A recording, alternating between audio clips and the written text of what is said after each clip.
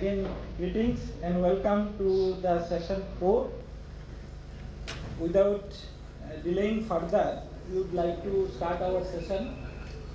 And the session is role of communities, farmers, Krishi Vigyan Kendras, non-governmental organizations, farmer producer organizations, of course, in integrating biodiversity for sustainable farming. And we have with us very esteemed co-chairs, Dr. J.C. Rana, who is presently the current Country Director, Alliance for Biodiversity International, and CIAT, Asia India Office, New Delhi. Sir, I heartily welcome you as a co-chair of this session. And we also have esteemed Director, ICAR Vivekananda Parvatiya Krishi Anusandhan Sansthan Almora, Dr. Lakshmikanji. Sir, I heartily welcome as a co-chairman of this session. And along with me, we also have our rapporteurs, Dr. Rakesh Kumar Chahota. He is from CSK Himachal Pradesh Agriculture University, Palampur, and Dr. Padma Gure Madam from ICR MBPGR, and myself, SP Das. I am Director in National Research Center for Orchids as a convener of this session. So I would take few minutes to introduce our co-chairs.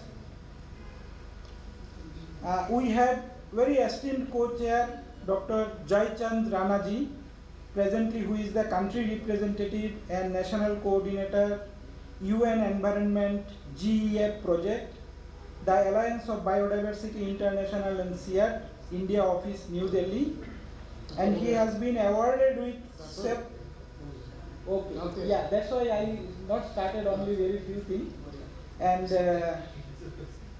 yes, I think okay, we will skip this part, and also just I will introduce Dr. Lakshmikanji. Yes. Okay. Okay. With that, we have, in fact, with us there are keynote lectures. First keynote lectures will be delivered by Dr. J.C. Rana only. The topic is mainstreaming agri-biodiversity for enhancing climate resilience, nutrition, livelihoods, and ecosystem services. Sir, I welcome you for the lecture. Thank you, Dr. Sir. Good morning to all. I have to start the session. I'm the speaker. So. Thank you very much.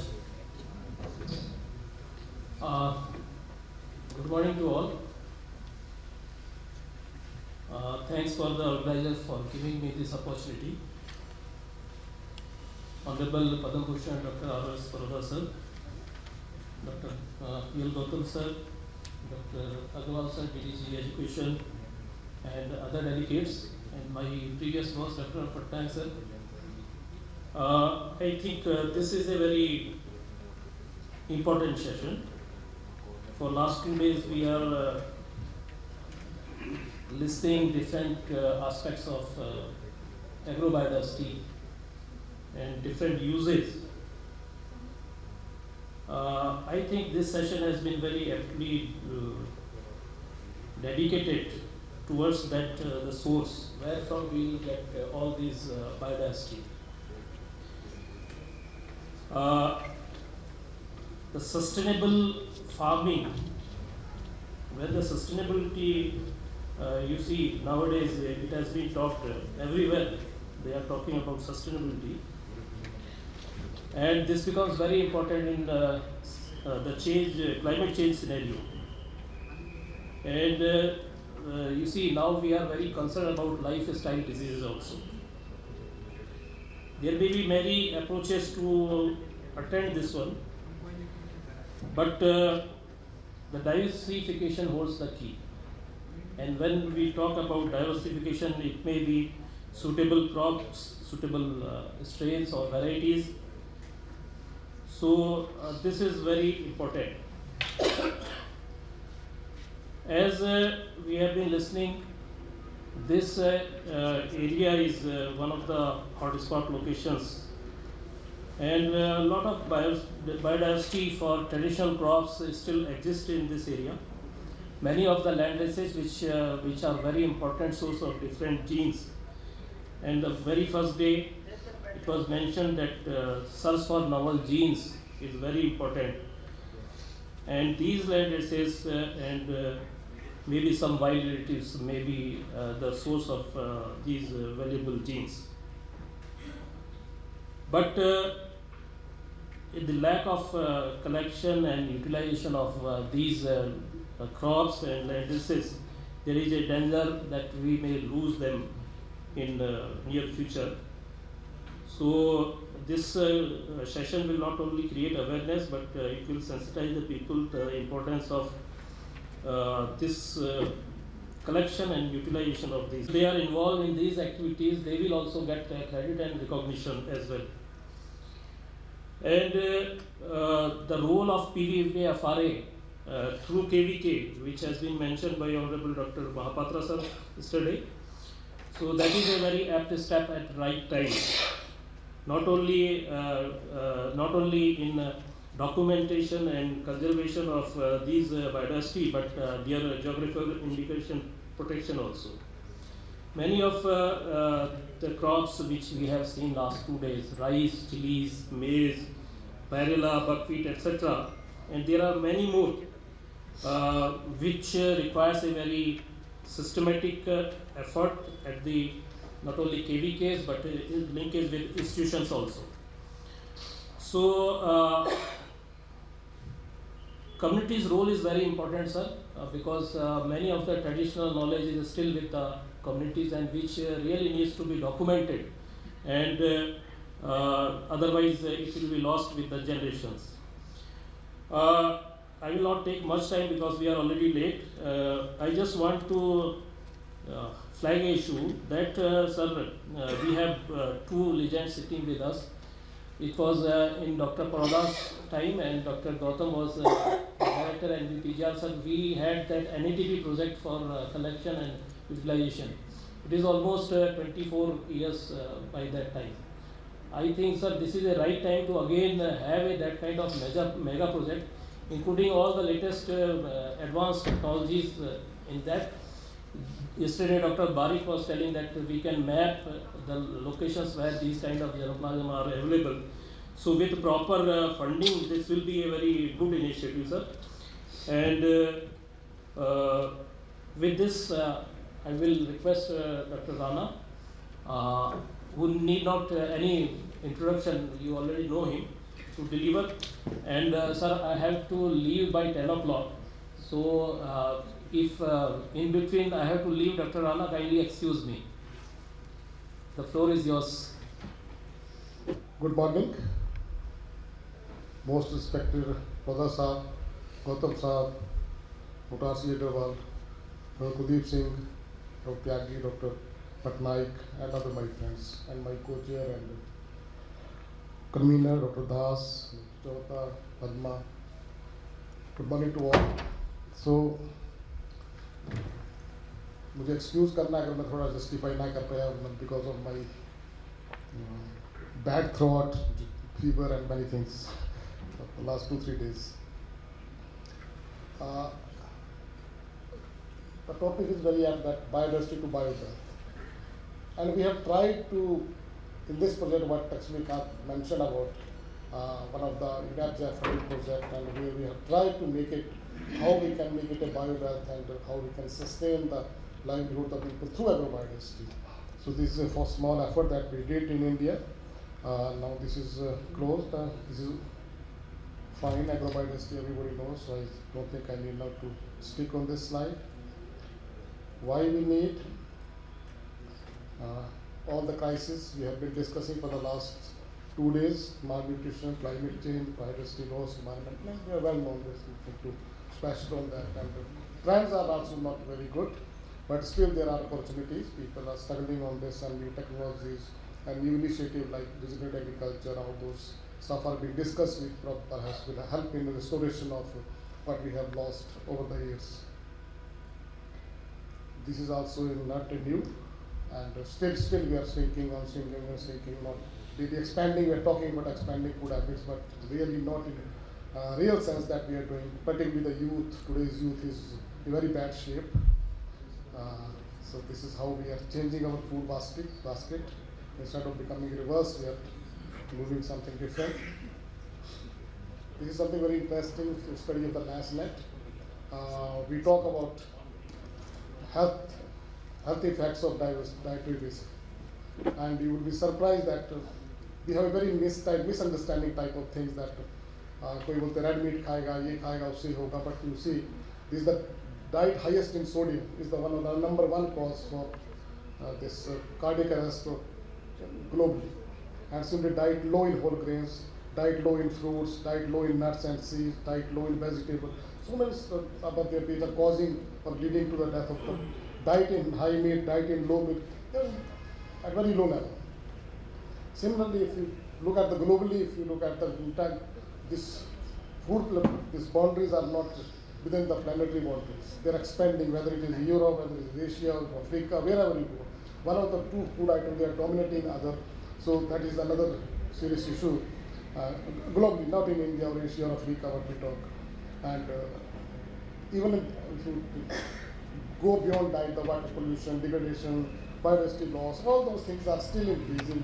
Sometimes that's why I debate sometimes that we are talking about sustainable development goal 2030, but the trends that way we are moving, they are still increasing. By the time it has become a negative, you start that. Only then we can, I think, lead to that. But still there is no indication that water pollution is decreasing, environment is improving, or temperature for that matter, the erratic weathers. So many things are happening around. And still they are increasing, but not decreasing. So how we can bring those down is still a serious concern.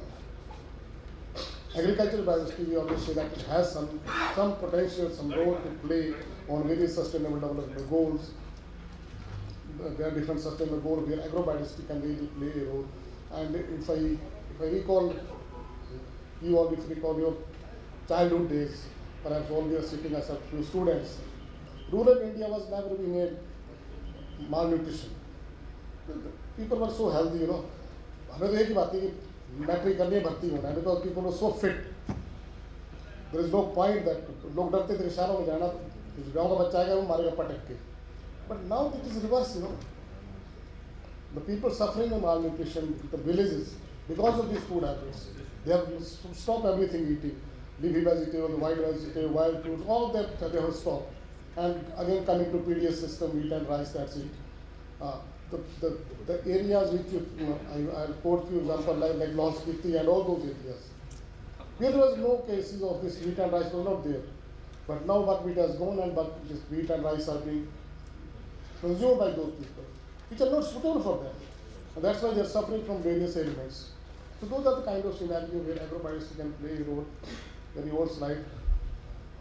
How India is rich, we talk about this. Indian subcontinent again, very rich in many this thing, but at the same time heavily populated, which is a serious sector. So I represent the Alliance of Biostate Trusts, which are two organizations which came together in 2019, and the objective why we are trying to create this synergies leading to greater impact, that we are trying to meet global demand. We are working through partners and using science-based solutions and carrying this strong presence on the ground. This is what our objective is, and globally we are present at different countries. When we say mainstreaming of agro-biodiversity, in fact agro-biodiversity belongs to this 86% farmers. They are the custodian of that agro-biodiversity and they are the beneficiary also. In Punjab, farmer in Punjab and Haryana is not a beneficiary of agro-biodiversity. It's the marginal farmers. So it is those farmers to be a target when we are talking about this mainstreaming or this. Similar to the source, if I'm correct, the source inequality, and I think the kind of investments going to agriculture, they are high-end research. Genome editing and all those parameters, they are high-end research, supported by the governments and all this. But there are hardly any investments on agro-biodiversity or ecosystem or all those stuff. They are very at low level. So unless we increase those investments also to that sector, probably we'll be able to achieve something. So this is one initiative that we took across India in 4 different agroecological regions in India. And how we did it, this is what I'm trying to focus on this. The various steps that we adopted, normally we implement many projects, like ICRI implement several projects. But I think we never did a kind of baseline survey and how we go for the impact studies. So here Jeff allowed us to spend almost 1.5 years to for a baseline, exhaustive baseline surveys. And then the other step, how we can enhance these crops and variety diversity, how we mine the gene bank, we repatriate. In this case, is example where we repatriated material from gene bank and tested the farmer field, and many of the varieties. Sir, I've given one example of this bajra in Rajasthan. हम लोग गए तो SDT कर रहे थे, तो उन्होंने कहा कि हमारी मूंछ वाली बाजरी थी और एक पीली बाजरी, वो आप कहीं से ला दोगे हमें? हमने कहा बिल्कुल ला देंगे, देखते हैं कहीं मिलता है। मैंने क्यों चाहिए वो? तो कहते हैं मूंछ वाली बाजरी का है कि अभी न्यूक्लियर फैमिली हो गई है, सिंगल फैमिली हो गई है, तो बाजरा को बर्ड डैमेज बहुत ज़्यादा होता है, तो उसमें ब्रिटल्स होते हैं, तो उसको अगर उस पर बर्ड नहीं बैठता है, you have to just 10 days look after, then bird उस पर बैठता नहीं, तो उसका नुकसान नहीं होता है। तो यील्ड अगर उसकी 5 क्विंटल भी है तो भी 4.5 पे घोड़ा बचता है, लेकिन दूसरे के 10 है तो 2 क्विंटल नहीं बचता है। तो this is the logic that why they want that back into their food. Similarly I asked for पीली बाजरा, वो कहते हैं बाजरा क्योंकि परफिंग करनी पड़ती है उसकी, देन यू कैन यूज। वो कहते हैं कि पहले जो हमारी पुरानी औरतें थी तो जो बाजरा को उगाते थे तो उसको हाथ में कपड़ा बांध के करते थे और ऊपर ढक के करते थे, फिर उसको रस्ती होती थी। कहते हैं अब वो ऐसे खुले में आपको कुछ नहीं होता, फूफ होती है और वो। So this is how they are saying that was the strength of those land bases. That's what they are looking for that.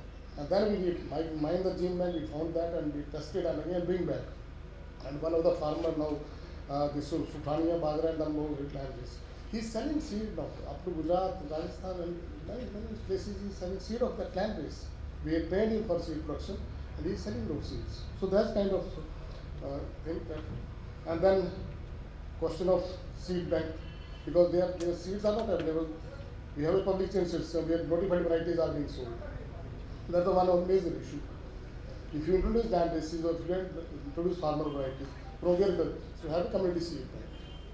The another challenge was up to this community seed bank we have NIT and all those. There we reached up to community seed bank level, but post sustainability was an important issue.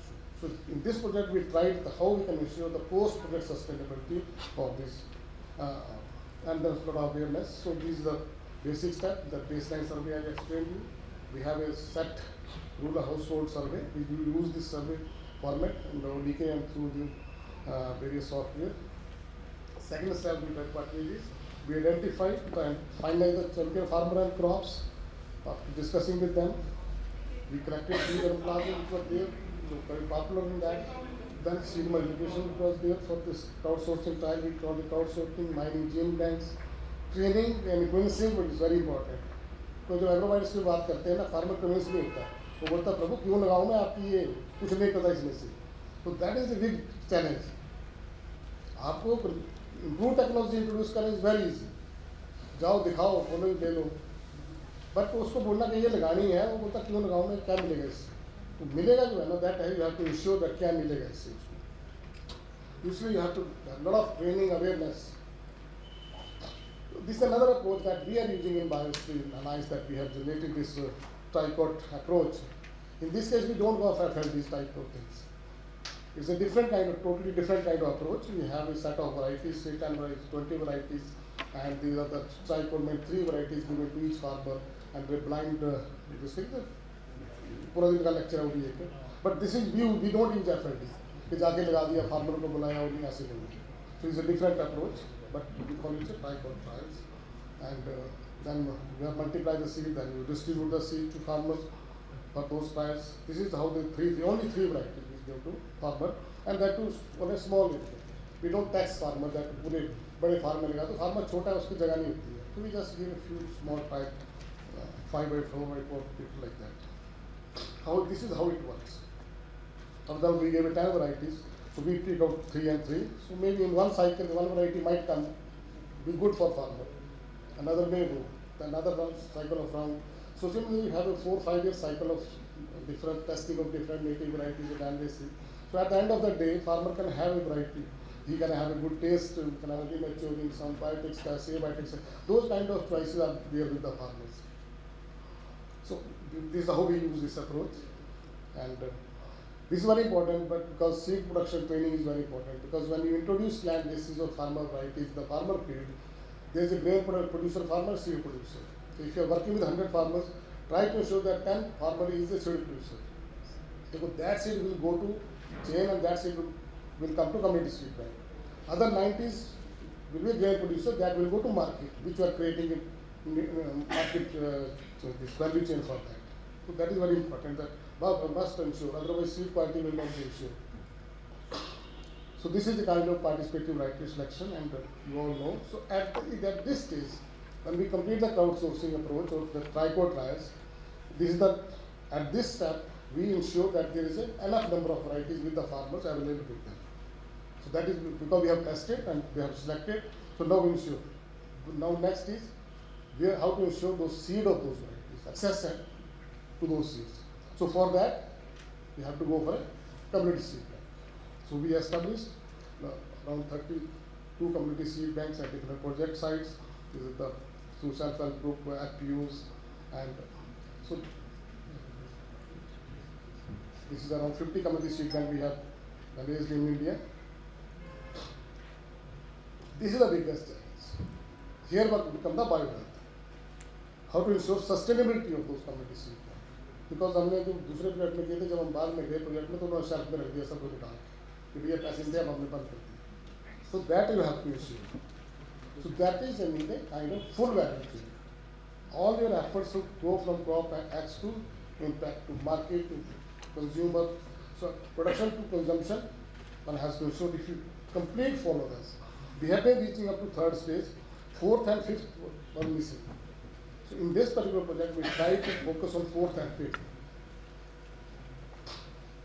So when we develop value chain, we have to have all those training modules ready with how to develop that value chain. We invite experts from abroad. We can organize a 3-4 training on value chain, how we develop value chain. We invite various experts from private sector. They give the training.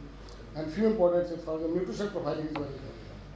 क्योंकि जब आप दिखाओगे ऐसे कोई नहीं देता बोरी भर के तो कोई नहीं लेगा. Your level and अभी आ गया तो how we can do that. You have to sit with the people. आपको प्राइवेट प्ले लाने पड़ेंगे पूछते हैं हमें हम if you owe farmers what I'll get.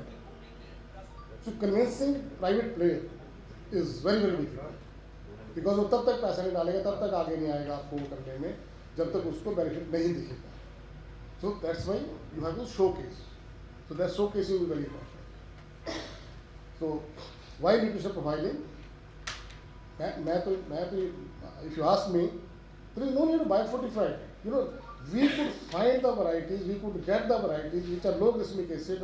I think Rakesh Bhadu is sitting, he can supplement me. They are much lower than what variety we have released as a low glycemic acid. So those kind of material were there.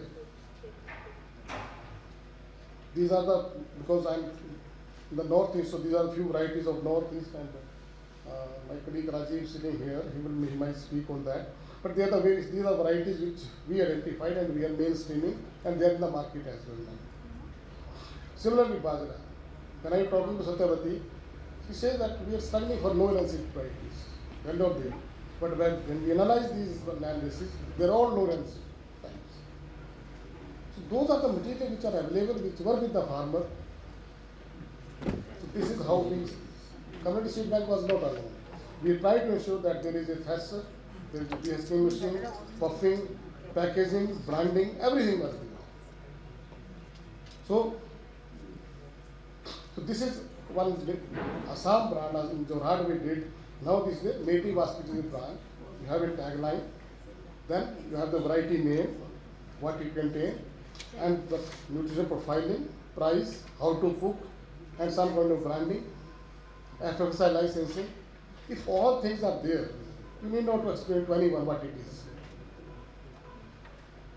So otherwise, there is no point that उसको बोलिए कि इसको ऐसे लीजिए, cell कर दीजिए, बाहर रख के कर दीजिए, कोई बात नहीं करेगा. But long run में चलना है, तो you have it. But in this FDI or NGO, they created a company, Red River. Under Red River, they are now promoting this. So these are the various value chains that we develop in other parts, like in Himachal we develop mountain range. So different brands were launched, and then the market. If you go to Assam, you will find near Guwahati, and these are the products that you will find in the showrooms. So this is how, what my title was, that reducing climate vulnerability with bio-choice of varieties, nutrition with nutrition profiling, they are very rich in nutrition, income and livelihoods, because farmer is getting good money and all that. Rajesh will tell that how much they are giving now in his presentation. And ecosystem service again, automatically they are coming, because they are by default automatic. They are not applying any fertilizer, heavy fertilizer first. We don't say that is organic, but they are by default kind of natural environment. So when they are there, you are reducing the externalities. When you are reducing externalities, you are lowering inputs. So that is how you can serve the ecosystem services. And fortunately, this is the time when you can catch this. When we started this 20 years before like that, there was no buyer. लोग नहीं खरीदते, आज लोग पागल हुए पड़े हैं। 300-400 रुपया किलो कुछ दो, होना चाहिए नेचुरल, ऑर्गेनिक, देसी। So you have those people who have money, full of money, but they want something. Obesity is one of the major reasons. They are looking for those materials. You have a landless labor, you have a farmer. So make a triangle of those. Money वहाँ से आएगा, farmer को आएगा, farmer उधर करेगा, तो एक अच्छी इक्वेशन बन जाती है, because there is buyer must be there. Buyer नहीं तो कौन लेगा आपका प्रोडक्ट को? But fortunately now there is a buyer. India has a buying capacity in most of the Indian, so small cities people have a buying capacity.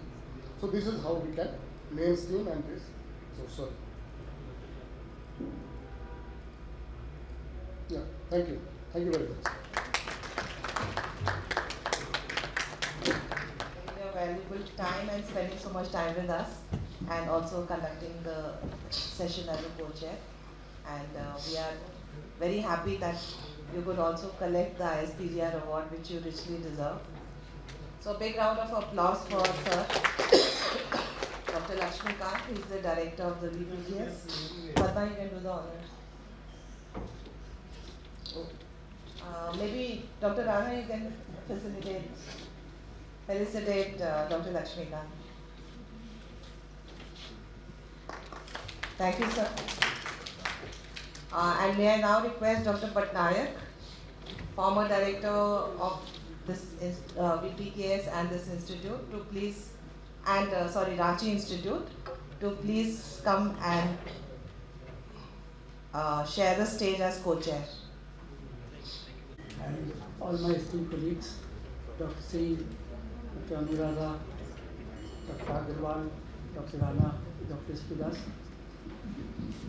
I have been asked to talk about the role of KVKs in their efforts to help conservation. I would not say that they do real conservation.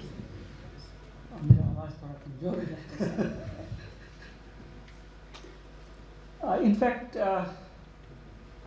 I have been working with KVKs for promoting the upland rice, and then working on the entire upland ecosystem, starting with an Erie IFAD project that was for the Southeast Asia, and from there actually I started working with the KVKs.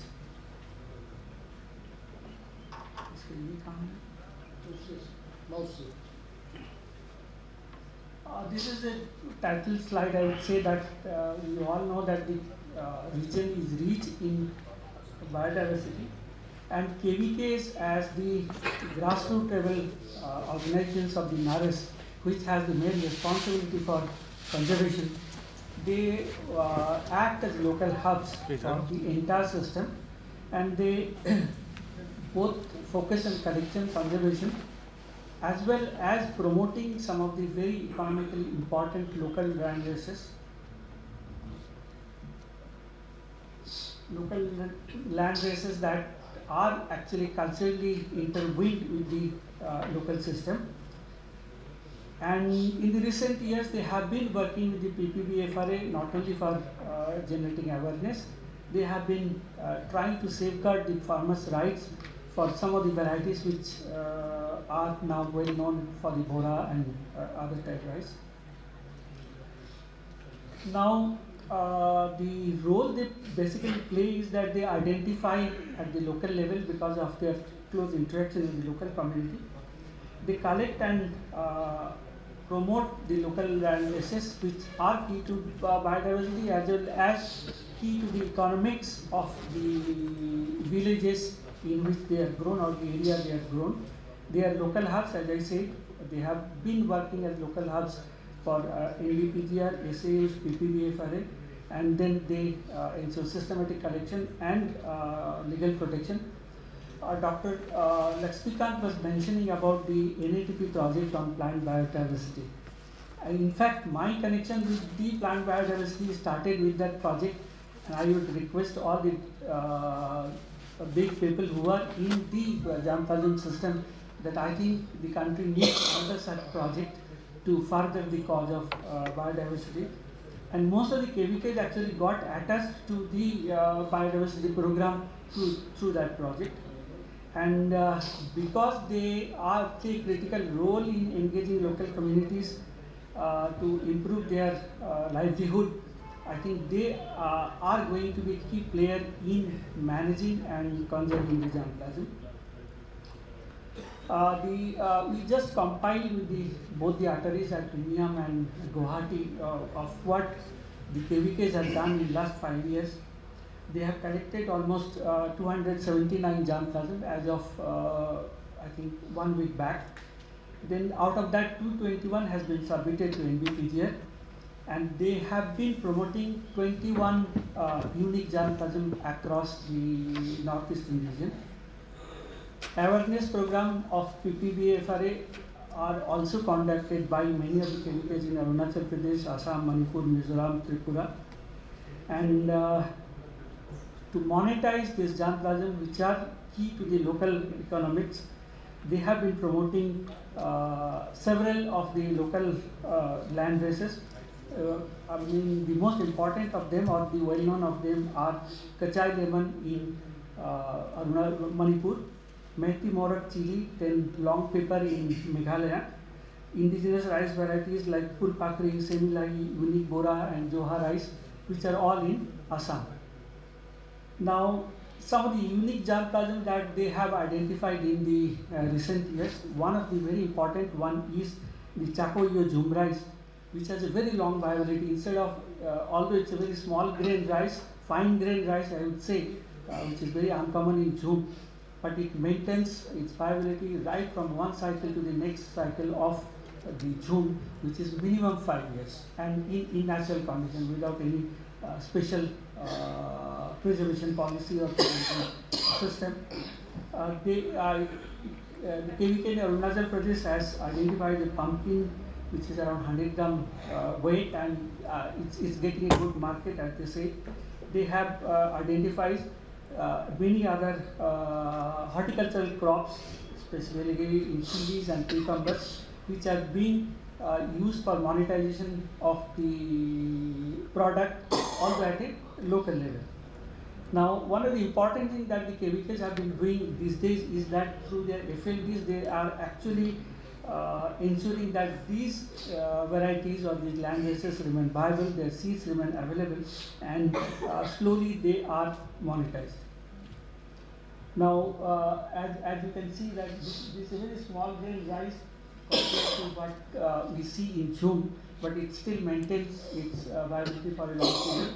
This is a Khamti Lahi, which is gradually getting a market. It's a very high protein rice.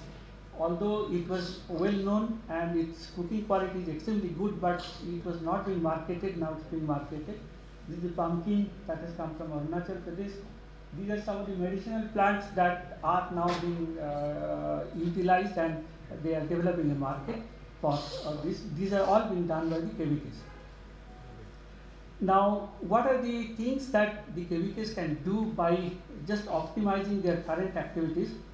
First of all, they can actually help in addressing gaps that exist in the national collection in many of the important crops like maize, soybean, sesame in some of the states of any region. They can help in seed purification of the local land bases because they have a large number of experts and SMEs in them in their system. They can grow, give training to the growers, which they have been doing, but they can do it more intensively. And they can help in developing the community seed bank. I think Dr. Rana has already explained the importance of community seed bank. We have been also working under the IFED project for the community seed bank, but as I understand now that once the project is over, the seed banks are not working properly. I think a help of the KVKs would help, would ensure that these community seed banks actually work. Now, PPA FRA outlines a lot of programs I think which the KVKs can also adapt and put in their existing program, like the documentation of the ITKs which they have been doing. In situ conservation, then participatory improvement. I think the importance of that has already been explained by Dr. Rana, and I think KVKs, because they work with large number of farmers in different ecologies within the same district, they are in a very good position to do this work and further this work, and they can also provide training to arrest genetic erosion. PBBFR has already been supporting this program, and with more support, I think the KVKs can integrate these things in their existing program. GI tag has been I would say, a fascination for many in the region. But once that GI tag is achieved, its monetization has remained a very low-key effort by almost all the states, and I think the KVKs can do this by developing or promoting the secondary agriculture and marketing of this GI tag product. Now, another very important thing which I feel, although it has not yet been proved by any of the KVKs, is that we are talking about natural farming, which depends entirely on the plant microbe interaction. And the interaction of plants and microbes outside their natural domain is different from what is there in their natural domain. I think in that line, if the KVKs work because they are in the local system, and then the scientists integrate into these activities, this will actually produce a lot of result and wonderful result to understand that how the plant microbe work interaction at the location works and how those can be mimicked. Now, to plant conservation, the KVKs actually can do a lot of studies which are not very difficult things. And just now I reviewed a publication from the KVK Karbi Anglan, where they have actually assessed, there is a PhD thesis as well as some papers where they have assessed the conservation needs of some of the genotypes in the Karbi Anglan district. They can, just developing a proforma, they can identify the use value index of many of the germplasm. They can identify their cultural significance. They can assess the commercial demand of the product. They can assess the harvesting intensity. They can assess trade value, and they can also assess vulnerability index. And all these will help in the conservation planning at the micro level, which I think is not very difficult for the KVKs to adapt and integrate in their program. Now, how can we empower these KVKs through the organization support so that their activities are improved further? What is very important thing, I think, is the crowdfunding and corporate support that they can actually take.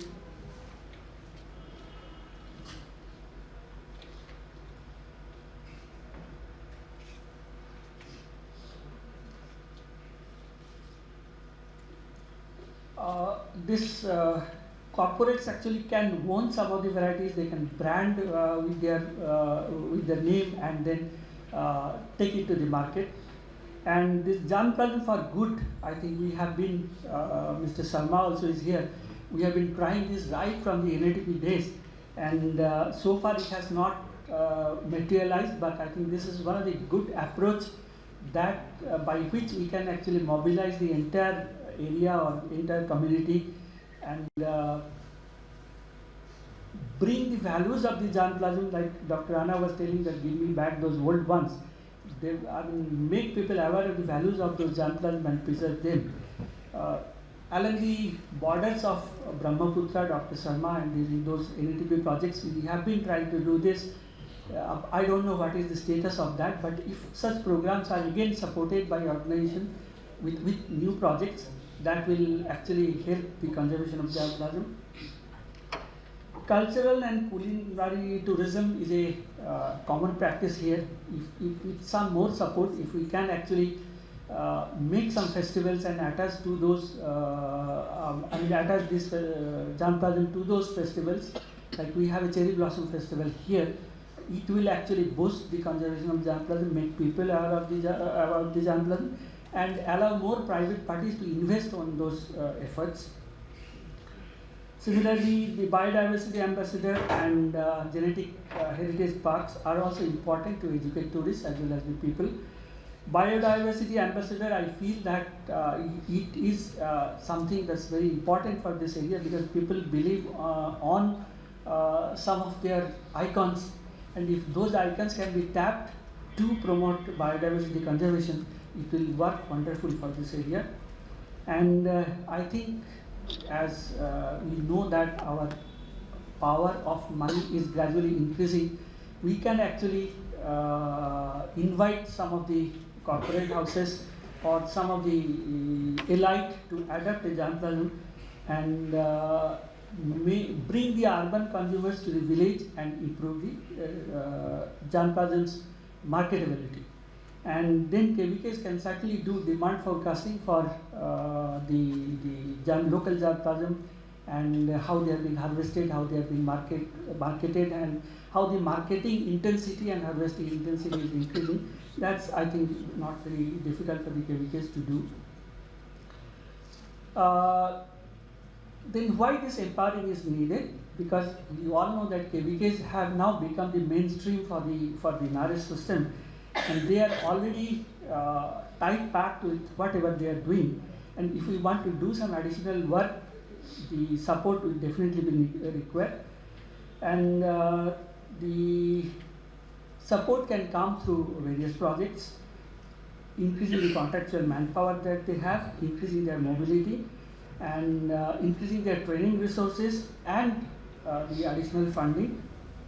The result, I feel that collaboration with various organizations and other bodies, like right from schools to the market, will improve the cause of biodiversity. So to conclude, I would like to say that KVKs are crucial to conserving biodiversity, and if we can actually take benefit of their grassroots level presence, it will the conservation efforts will certainly be boosted. And the economic benefit that would come from this conservation efforts would certainly go to the local level. That will interest the local people to preserve their biodiversity, and the expanding their, as I said, these activities by the KVKs would require a strong organization support. Now the following people who contributed in this work and developing this idea. Thank you all for your presence here. Thank you. Thank you, Dr. Patnaik, for highlighting the role of KVKs and how KVK can play a crucial role on this managing agro-biodiversity. So we can take a few questions, one or two questions if it is there.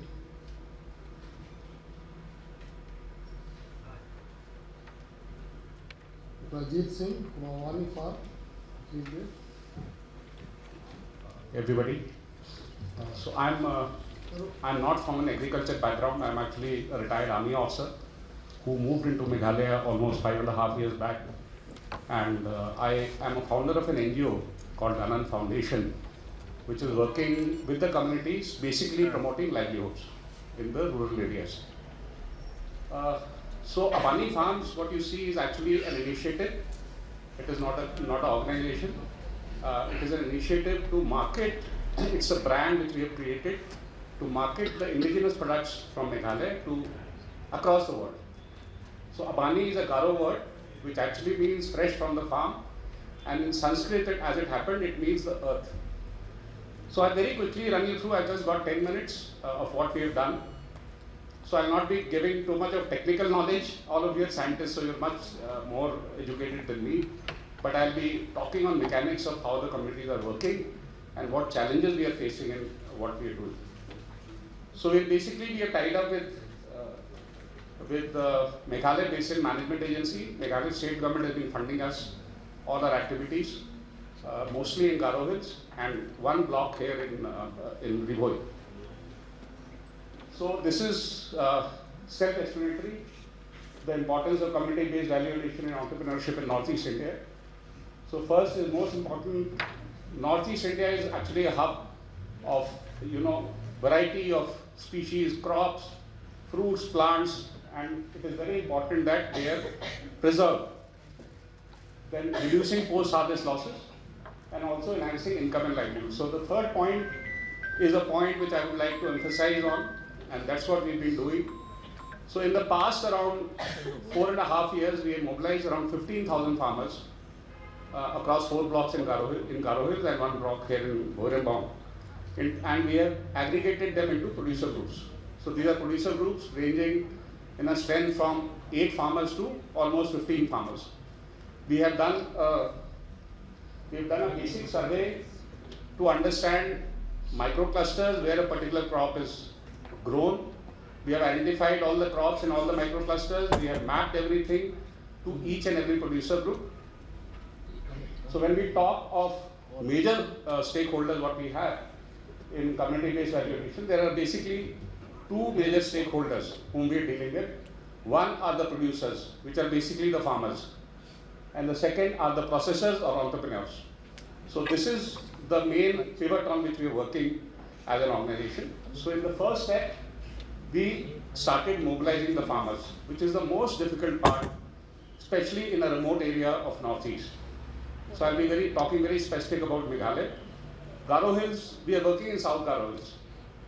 And that is a place, I'll be very frank about it, nobody goes there. In fact, the village where we're working, and I'll tell you what we've done there, is one of the remotest village in the world. So just mobilizing the farmers is very, very difficult task. In fact, reaching them is also very difficult. The terrain is so difficult that there is no road infrastructure. You have to actually walk for a day to reach certain villages. So getting the farmers together is a very big challenge, unlike the mainland India, where it is much easier, like Rajasthan, Bihar, and other states. Now, second thing is the processors group. So there is a word here called entrepreneurship. Entrepreneurship in a remote area in Northeast doesn't work.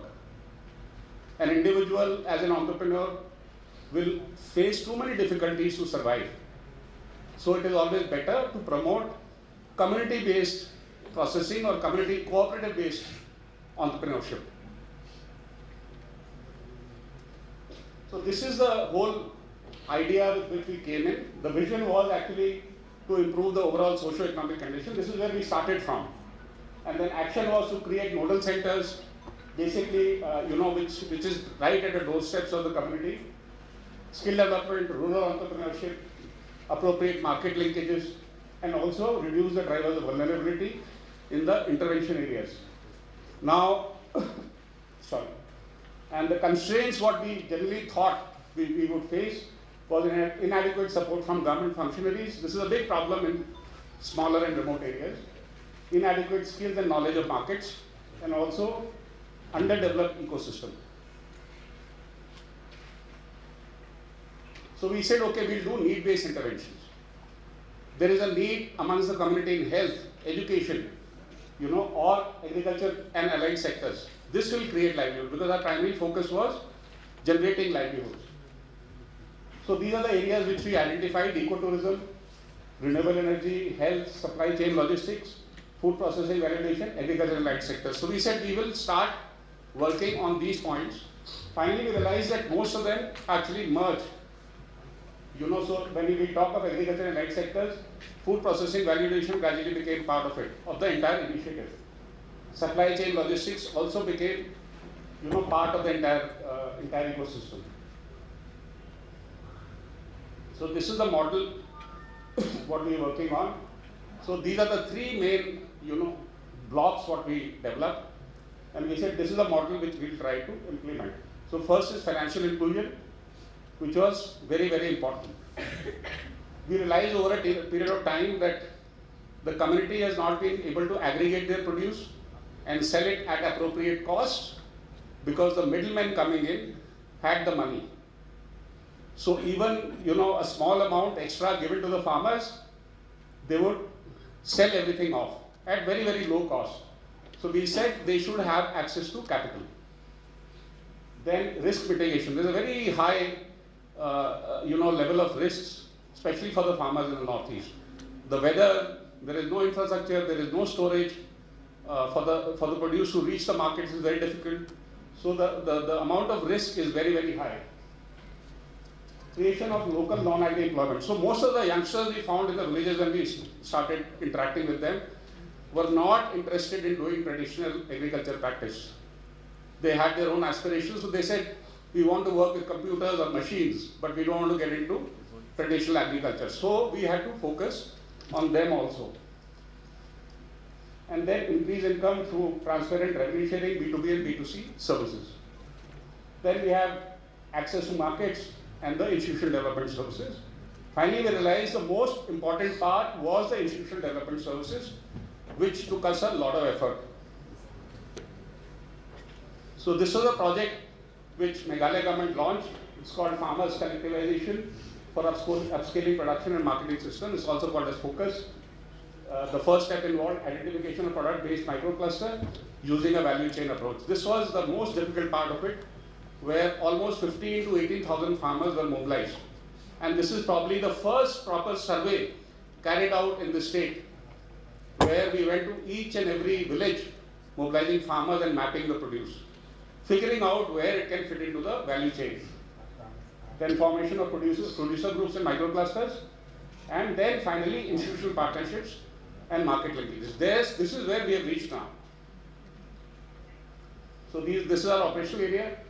We're in Rongara block, Chappot block, Zigzag, and Bhuirembong, here in Riboi. So these are the number of farmers, just to give an idea, in every block what we mobilized. Now the figure has gone up to around 22 actually. So Rongara we got roughly around 233 producer groups, Chappot around 220, and you can see the number of farmers, males and females. 65% of the total farmers mobilized are women. Now, there are a couple of points. One point which I would like to put forward is, unlike most of the schemes which are coming out from the central government of forming FPOs. So every time I attend a workshop, they said we can form FPOs. I say in Meghalaya, especially in the remote areas, forming an FPO is not possible. It's just not possible. With the skills the farmers have, with the existing infrastructure, the terrain, the density of the population is so less that getting even 50 farmers together is very, very difficult. And then because of the lack of skills, education, running an FPO is very, very difficult for them. It is very difficult. So what Meghalaya government did was, they said let's make producer groups. These are smaller groups, minimum 8 farmers, maximum 20. So we could very quickly mobilize them, and then whoever was close, then merge them into a cooperative. Now after the mobilization part, we came into building infrastructure, which is most important. Now just aggregating farmers or getting them together doesn't help. So we went to the next step, where we went to the government, and we said we should have a processing unit.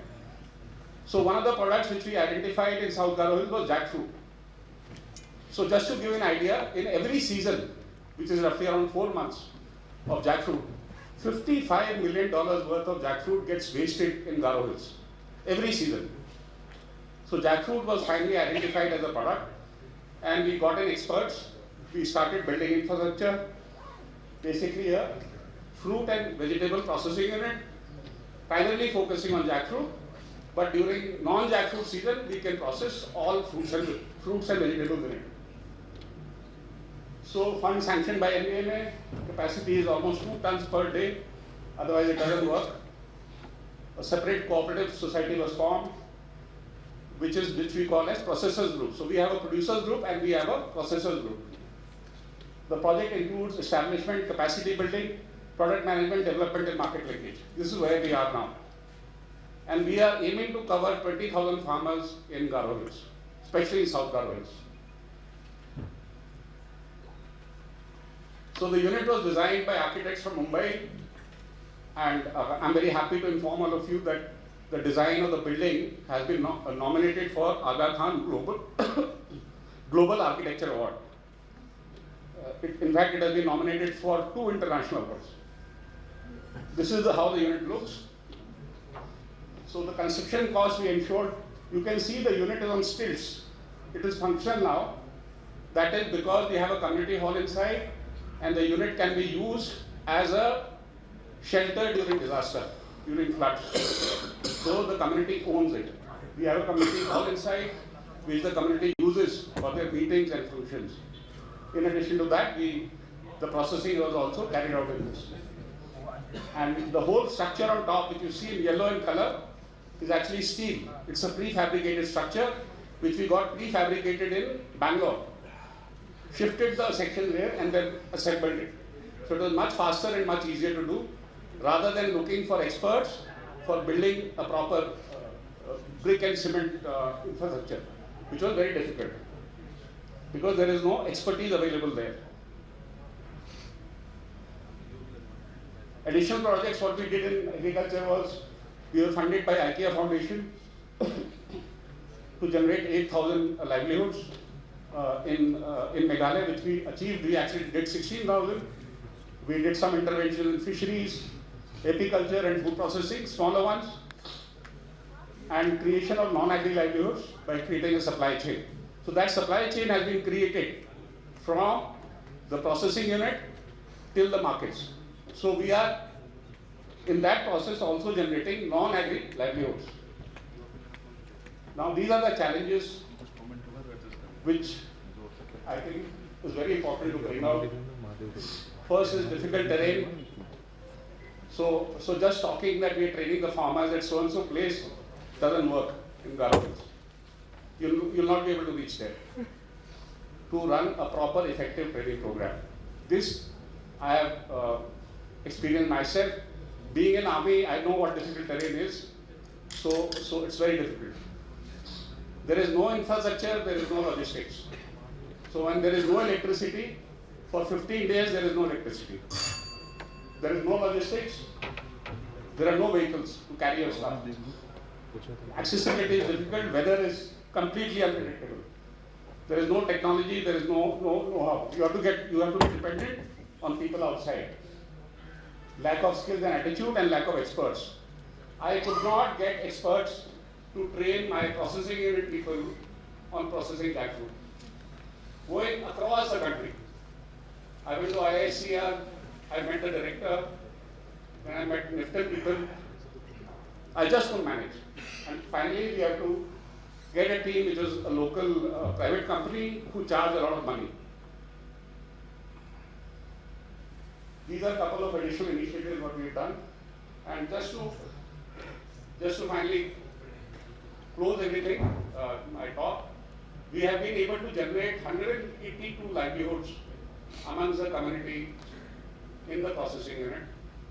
We are procuring almost 2 tons of tapioca now every day from the farmers at whatever rate they get in Guwahati, that they are getting in the village. The complete unit has the largest solar powered supply in Meghalaya. It can generate 100 kilowatt of solar power. So we are not dependent on any other power source. It can run 24/7. So that's all. Any questions you may ask? Use the local resources and So, any questions for Aditi? Everyone. My name is Siyai Manda. I'm the State Coordinator of Northeast Network Meghalaya. First of all, thank you to the organizers for organizing the National Conference on Managing Biodiversity. And today my talk will be on the role of men in involving women, especially in conservation of biodiversity. So just to give you a brief about Northeast Network. Northeast Network is a women's rights organization established in the year 1995. We are located in Meghalaya, Assam and Nagaland.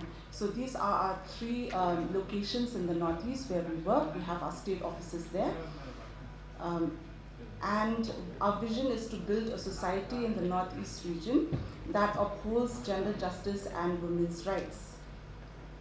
And we have our four thematic areas of work, and NEN has been unwavering in its commitment to fulfill its vision, and we have made consistent efforts in claiming spaces for women in Assam, Meghalaya and Nagaland by redressing gender-based violence against women in the community, also on natural resource regeneration, promoting sustainable livelihoods and ensuring gender-responsive accountability in public debates and policies.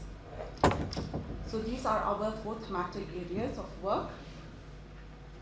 So before I go into our strategies, Northeast Network strategies in engaging women in conservation of biodiversity, I would just like to give you a background on why the reason why we focus on women. So Northeast Network has focusing on when it first started, we focused on addressing gender-based violence, but we understand that when we look at gender-based violence, there are many factors that surrounding it, and one is discrimination. We understand that with discrimination, with the lack of mobility and freedom, violence occurs. And especially women not being able to access participation in the public spaces, to take part in decision-making processes, that automatically leads to discrimination and automatically leads to violence. And of course, we also look at women's contribution to food security in both the family, the home, the community, and also to the economy. We understand that women play a huge role and they hold the traditional knowledge of food security, because when we talk about food security, we always look to women when it's at home, when it's at the community, and also when it comes to the economy.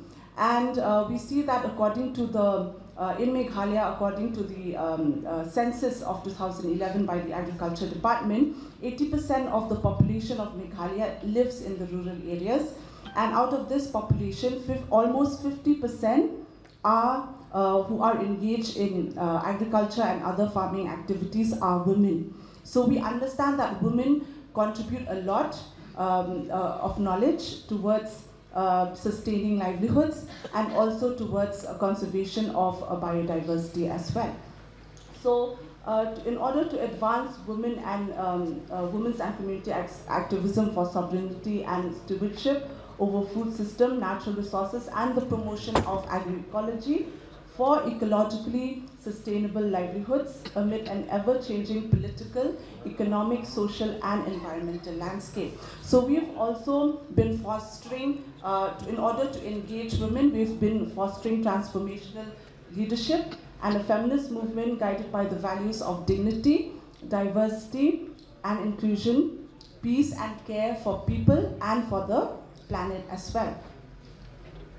So despite our efforts, even though we've, Northeast Network, along with the government and other non-government organizations and institutions as well, they've made immense efforts to conserve the biodiversity, but we still see that, women still are excluded or are still being discriminated in both the public and private spheres, and their contribution towards the society is often goes unrecognized, and they lack equal opportunities across various domains and in decision-making processes.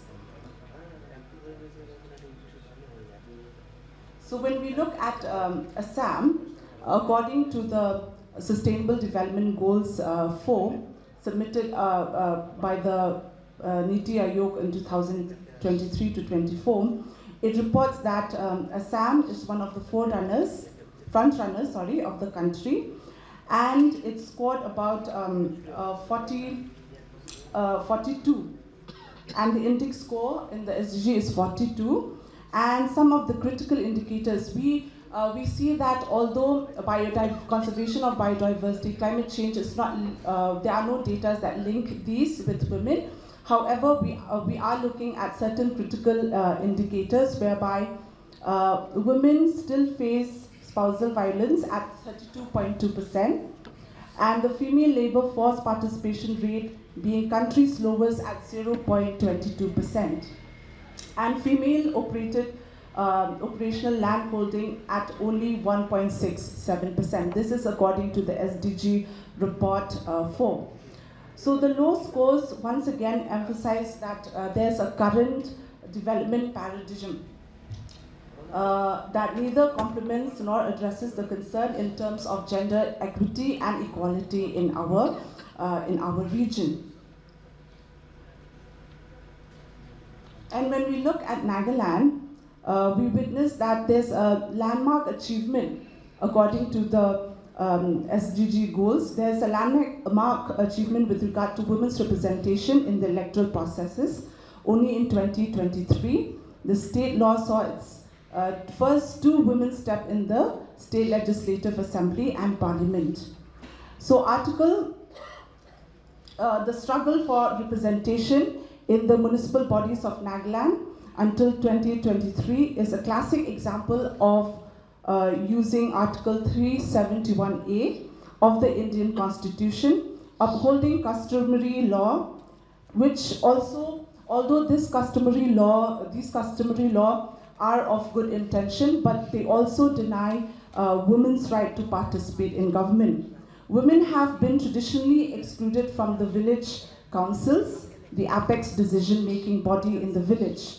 Despite the advantage of constitutional provision of 371A in safeguarding the common resources including lands, it has negative implications on the rights of women. And coming to Meghalaya,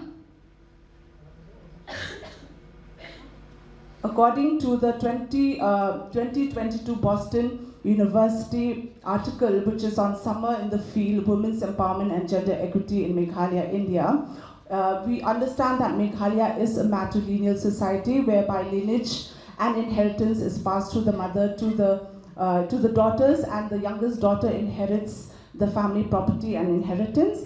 And according to this report, we saw that women own 34% of land in the state.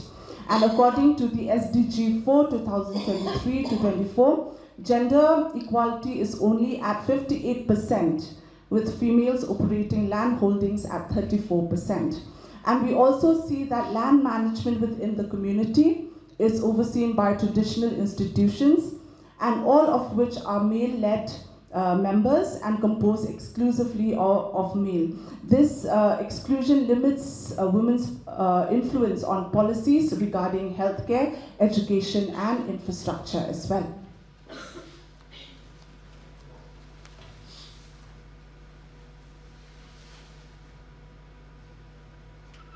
So we have 5 strategies, and by working on these 5 strategies, we often recognize that women are key actors in sustainable development or social change, focusing on collective action and capacity building for women farmers and grassroots leaders. So these are the strategies that we work with, which is on knowledge building, community development, interface with the government, action-based research and documentation, and partnership and alliance. So based on these 5 strategies, we work with women in order to ensure that their voices are being acknowledged and are being also included in order to conserve the biodiversity. And we have some of the approaches that we've made based on the 4 strategies that we've worked with. And we also, in Assam, we see that capacity building have been given to women grassroots leaders on issues of gender and gender-based violence, on climate change and its impact on women and rural livelihoods, sustainable livelihoods, alternatives, etc. And we also strengthen the collectives to be able to participate in communities' decision-making processes related to natural resource regeneration. And I've also created spaces to facilitate the process of intergenerational dialogue between women, custodian of traditional knowledge, and the youths. And in Nagaland, women farmers have been collectivized and are capacitated in conservation of genetic diversity through community seed banks, promoting climate resilient crops such as millets. In Meghalaya, women farmers have also been collectivized and capacitated on their rights and entitlements. So we also link them with the government. We often have conduct interfaces with the government so that they are aware of their rights and entitlements. And on division of labor, traditional farming practices, and also organic farming practices, where we collaborate with other different organizations which promotes traditional farming practices, value addition of agricultural produce through food processing, documentation and preservation of traditional knowledge on medicines and practices. So these are the few approaches and our strategies that we've worked with women in the different states that we've worked in. Sorry. So going forward, we understand, Northeast Network understands that it is essential to amplify grassroots women's voices and ensure their access to resources as well as their participation in decision-making processes, which will enable communities to effectively address biodiversity. So despite Northeast Network's efforts, we still face a lot of challenges because we understand that the states within the northeastern regions are being governed by various customary laws and also cultural norms. And these customary laws often, although which are very much needed, also have certain systemic barriers or structural barriers which Thank you, Raminda, for highlighting Northeast Network efforts on agro-biodiversity and particularly women empowerment. Now we have a rapid order presentation, and time is 5 minutes for each. And this to organize this session for rapid order presentation. And first is with Sanjeev Kumar Singh. Respected co-chairs and my seniors and colleagues, sir, I'm going to present this presentation on behalf of Dr. Hanna. She did this work, and this is related to community-based seed bank, a strategy for biodiversity conservation and sustainable agriculture in rural villages. So the importance, Rana sir is already mentioned in details, so I am skipping all these things, but in this community seed bank is creating and it's playing a very crucial role for the conservation of the local land races, especially in the northeast region. Although in their traditional system, they are conserving their seeds in the kitchen in the different form. Most of the places, if you will go in the northeast region, you found that they are having one space over the burner where they are keeping the seeds, and they have some ITKs because the fumes which are created, which is coming from while they are cooking the foods, so they are keeping the seeds are insect and pest free. So the main goal of this seed bank in the rural areas, just for the conservation in the local land races, which is very much important, as we know now KVKs has established, and in most of the places in each district we have the KVKs, in the whole country, and the target of the KVKs are that just to give the latest technology to the farmer for the seeds and everything. So at the same time, we have to conserve the local land races, which is very much important. So this is the just brief information, the land races which are available in our FAKE district in the different crops. Regarding the local communities' role, so I will give the example of the one seed bank which is already established in the Chijami village in the Nagaland. So they have developed some strategy to run that community seed bank that is controlled by the SHG, that is the women SHG group. So they are giving the, suppose any farmer is need the some of the land races. So they are giving suppose 100 gram seed. So in return farmer has to give the, after the harvesting 1 kg seed. So in that way they are maintaining, and they are having the SHG and they are having the one chairman, there is the tenable post. But still they are facing so many problems. And as Rana sir is also mentioned, the sustainability of this community seed bank, that is the main problem. The role of KVK, which is very important, Patnaik sir has already given the details, presentation sir, you have covered most of the things, but since I work in the NBPGR, so after my joining, I started some of the activities to conserve the land races, collection of the land races, and at the same time we are also focusing for the farmers variety registration. So even you asked me last time also, we have given the details. So we have already registered, sir, first time 11 farmers variety from the Nagaland in our FAKE district. So sir, this exchange network is very much important, and I think she left that NEN. These people are that supporting the, she has not mentioned that Shijami community seed bank NEN is supporting. So they are conducting one annual program. So in that program, what they are doing, they are calling from the farmers from the different districts of the Nagaland, and they are bringing some of the seeds. So one district farmer, 5, 6, 7 type of the different seeds, they are giving to the other farmers. Suppose Junevatu farmer will give the Dimapur farmer will give the Kohima.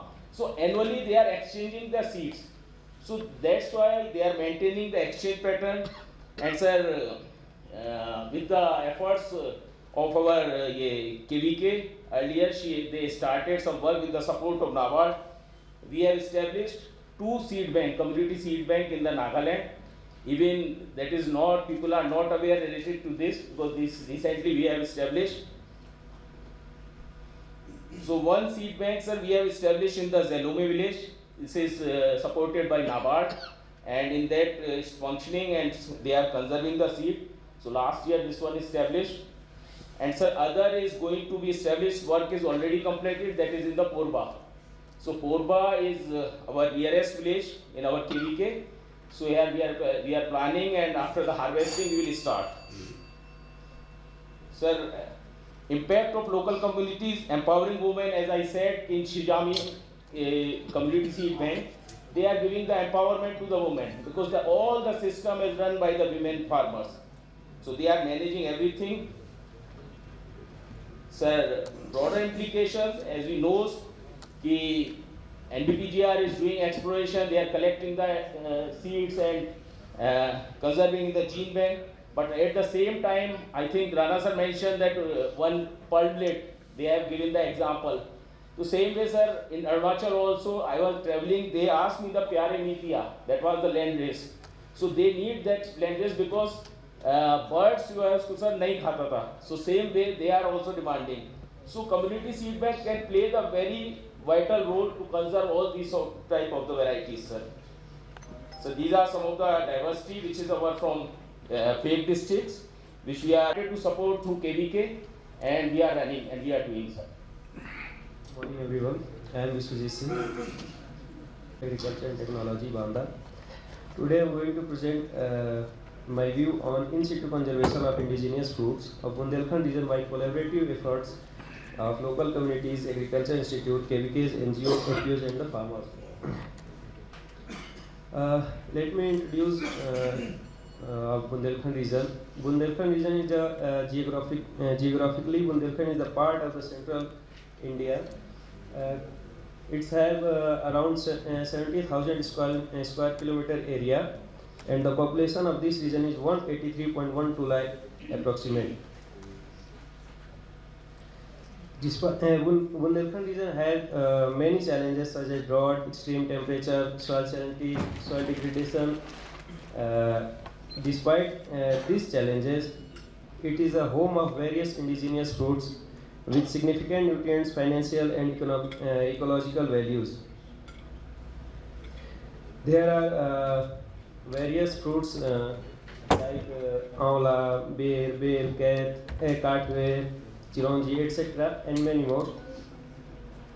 There are lots of areas in situ conservation in this region. That first one is, and main important is habitat destruction by deforestation and urbanization, etc. The next one is climate change, invasive species that compete with the indigenous fruits, pollution, over-exploitation of natural resources, and the main is lack of public awareness regarding indigenous fruits. There are some key roles for conservation with collaborative effort of local community, agriculture institutes, KVK, NGO, FPOs, and the farmers. We all know that there are lots of indigenous fruits have been conserved through in the area of temples, schools, etc. And the local communities and farmers have lots of traditional knowledge and practices, cultivation practices for these indigenous fruits. The agriculture institutes play a crucial role like biodiversity assessment, ecological studies, genetic research. The main role of indigenous conservation is KVK, that is training and capacity building and research and development and the demonstration of the farms of indigenous fruits. There are another roles of NGO, FPOs, and the farmers for the conservation of indigenous fruits. There are some potential solutions and strategies for the in situ conservation. The first one is establish the protected areas such as national parks, wildlife sanctuaries, and the natural nature reserves for in situ conservation of the indigenous fruits. Then implementation of habitat restoration projects, and the collaboration and participation between government, NGOs, academic institute, and the local communities. The local communities is the main had a main role for conservation of in situ for indigenous fruits. The most important strategy for in situ conservation is incentive. There should be an incentive and reward for the local communities and the farmers for the conservation of indigenous fruit in their field and the property. I would like to conclude my presentation with a statement that collaborative efforts and integrated strategies are the essential for the successful in situ and on-farm conservation on these valuable resources. Thank you so much. My topic of the presentation is right integration of maize and buckwheat under organic management system in Sikkim condition. You know that maize is one of the major important cereal crops in Sikkim.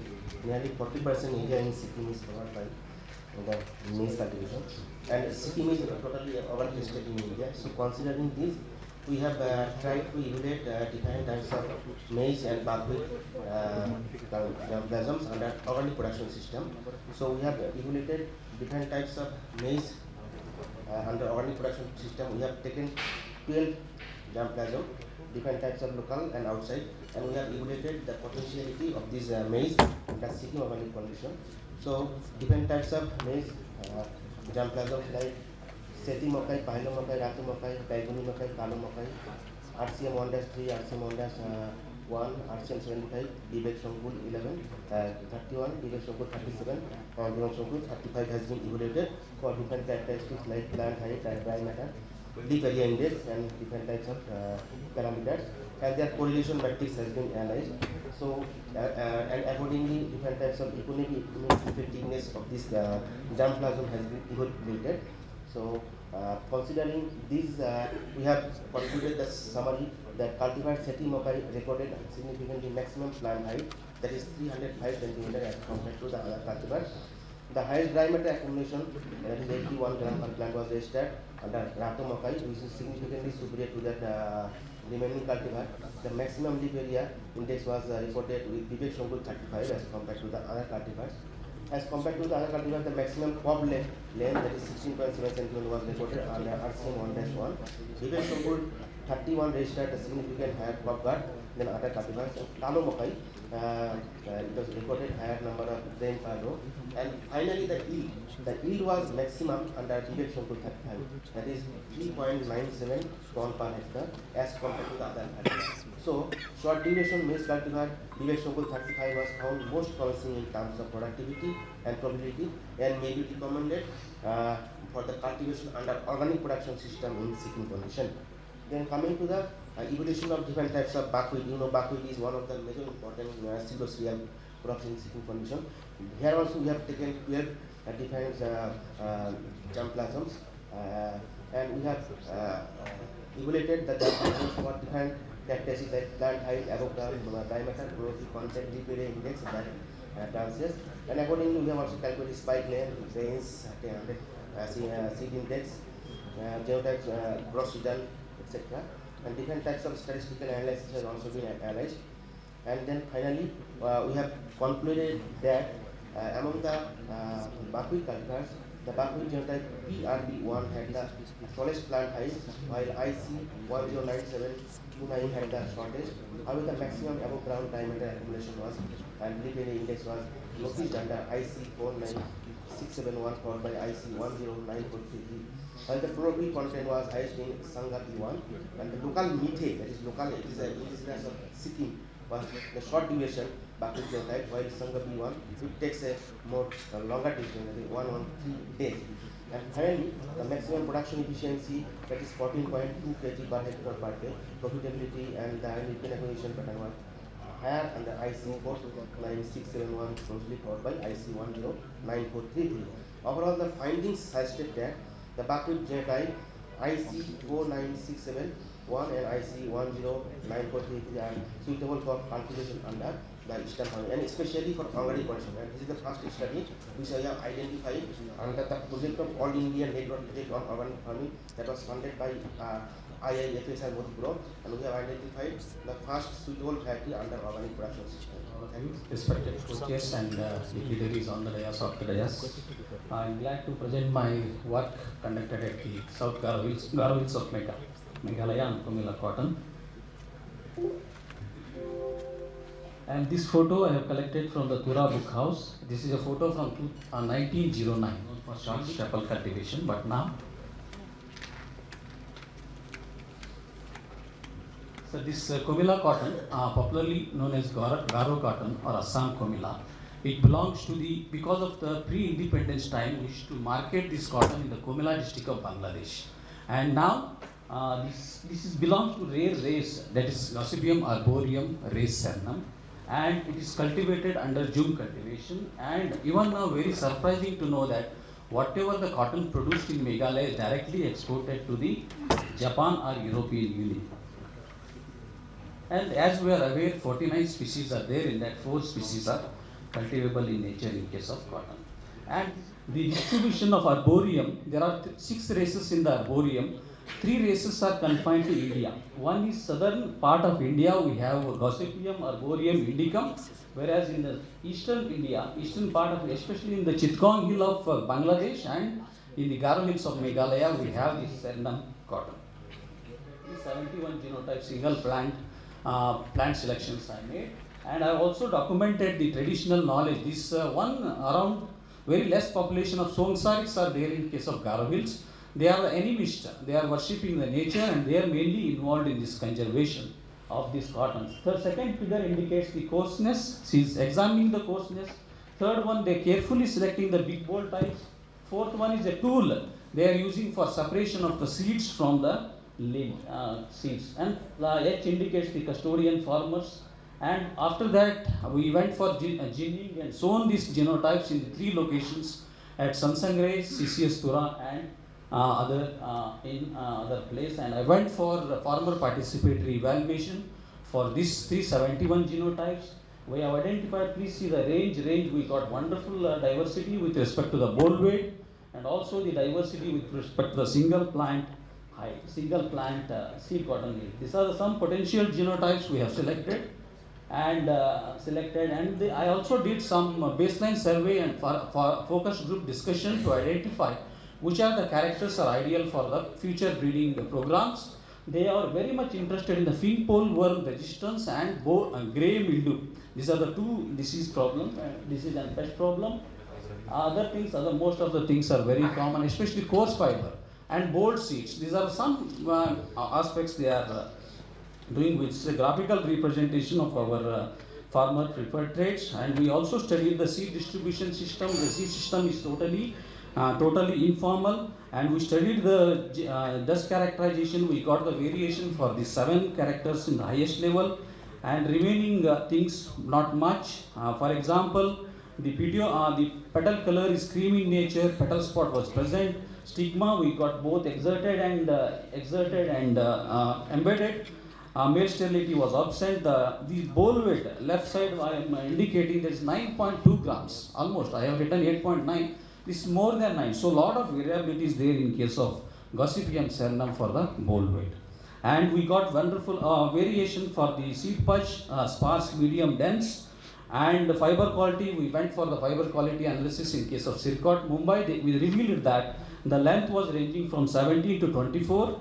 And fiber strength was 18 to 22, and coarse, this is the one value which is helping us for the surgical cotton industries, and the uniformity was 75 to 84%. And from last 2 years, every year we are selecting some farmers, custodian farmers who are involved in this conservation of germplasm, and we are felicitating the custodian farmers who are really involved in the conservation of this, because this cotton is facing a lot of problem with respect, not because of the so much attention was given to the areca nut and cashew nut. This is very less area is there in the Garo beans. And after selection of better genotypes, we went for interracial hybrid creations.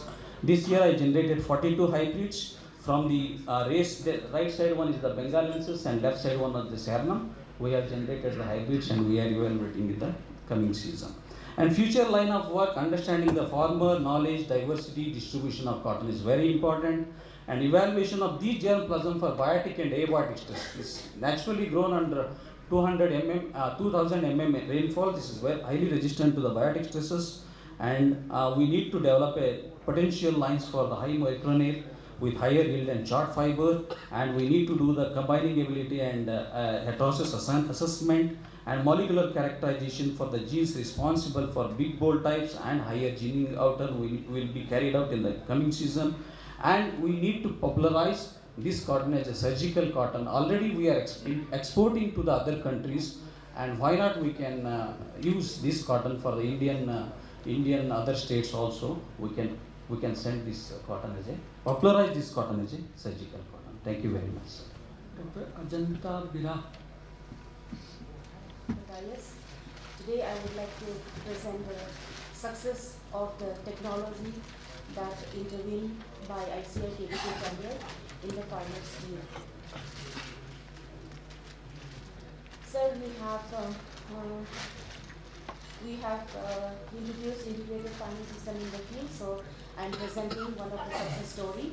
As we know, integrated farming system is a sustainable agriculture that integrates all the components and which benefit to each other, and it is based on the concept that there is no waste, and waste is only a misplaced resources. And sir, it is considered to be the most powerful for enhancing the profitability of the farming system, especially for small and marginal farmers for Chandler district. And with the following objective, we have conducted the program to formulate the farming system model main and allied activities in the farmers field: resource optimization, diversification, environmental protection, economic stability, and nutritional security.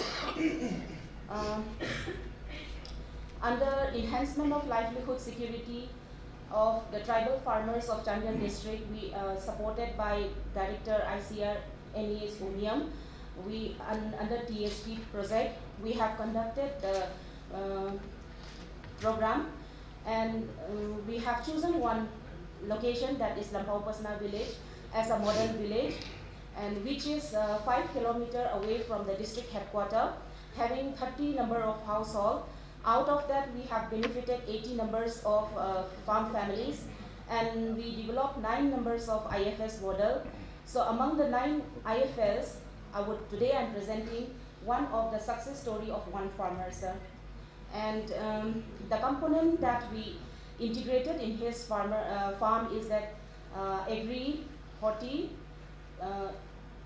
livestock, fishery, and low-cost vermicompost integrated farming system. And the fishery that we incorporated here is not a very big fish farm, but it is only a jalkun. They are not only for life-saving irrigation. We want to get something from the jalkun, so we have incorporated the fish component out there. And this is the success. A farmer called El Kanlum. He is 62 years old, and he depends on farming since when he was 35 years old, and his only source income is from agriculture. And then he is having 1 hectare of land. Then he was following the conventional method of cropping system, and by growing the local varieties where his income was very less, and it was very difficult to meet the expenditure of the family. But after KVK Chandigarh has been established in the district, he attended many training programs. Then he started following the scientific cultivation method and growing of high yielding varieties. Then he started earning more money. Then in 2021, we have introduced integrated farming system. Then in his own village, then he started adopting that integrated farming system, one of the model there. Then his income increased, enhanced profusely. From this data, we can see that, sir, before intervention, his net income was only 74,000. But after intervention of the integrated farming system, his income enhanced to 2,73,300 per annum. That is 73% increase. Then which he get from different farm products, and he started getting money throughout the year, and also his life sustenance is easy. And so this is the graph that I want to express, that there is no waste in integrated farming system, and it is only a misplaced resources where waste of one component is the input for the other system. And in addition of the technical expert guidance from ICR KVK Chandigarh, the farmer El Kanlum's activeness, sincerity, and hard-working attitude has contributed success to his success. And then the life has been transformed, and not only that, it has become easy for upbringing of his children. And one of the most successful is that from his earning from agriculture, he can make 1 MBBS daughter. This is a very good success for him, and he has become a role model for the farmers surrounding.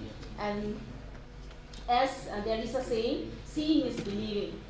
So in conclusion, I would like to say that integrated farming system is a promising approach for enhancing the productivity, especially for the small and marginal farmers like Mr. El Kanlum, and not only enhancing the livelihood security, it also help in ecological stability. So with this, I would like to conclude that the ultimate goal of farming is not growing of crops, but it is the cultivation and perfection of human beings. Thank you, sir. Thank you, Dr. Kamila. Now Chairman and convener of the technical session, esteemed panel members. Today I will be presenting on the topic using biodiversity to protect its gifts, a case of Chakhao and its protection from storage pests using indigenous plants in Manipur. Chakhao is the forbidden rice of Manipur. It is a nutrient-dense meat crop cultivated organically in less than 10% of the land holdings. It is also loaded with anthocyanins, imparting it with a high antioxidant activity. Plus, it is rich in minerals, crude dietary fiber, and gluten-free protein, which makes it eligible for consumption by patients suffering from celiac disease. It was granted GI tag in 2020 for its uniqueness and also to provide economic interest to small traditional farmers. In 2021, 1 metric ton of organic chakhao was exported to Europe. Due to its rising awareness and increased market demand, it has already been recognized as a superfood, as a functional food, and also as a valuable nutraceutical source. Some of the most problem constraints in chakhao marketing is in its biopiracy, because many black rice claiming to be chakhao are still available in the market, either as paddy seeds for cultivation or as grains for consumption. Despite this GI tag, the farmers still face a problem in the field, which is of a biotic in nature. This problem comes in the form of a tiny insect, the rice beetle, Cytophilus oryzae. Being a hardy landrace, chakhao is relatively tolerant to biotic stress and such as pests and diseases in the field. As soon as harvesting is done and dehusking is done, the pest infestation starts in the field, and it leads to a deterioration in the quality and quantity of the produce. To mitigate this problem and to provide an organic solution to the farmers, we have evaluated 3 plants from Manipur, Isodon, Goniathalamus, and Xanthoxylum, based on the local ITK. And these plants were evaluated for their ability to suppress the pest population in the grains. These 3 plants were evaluated either singly or in combination in various fixed known ratio in various doses. And we found that all the treatments were highly significant.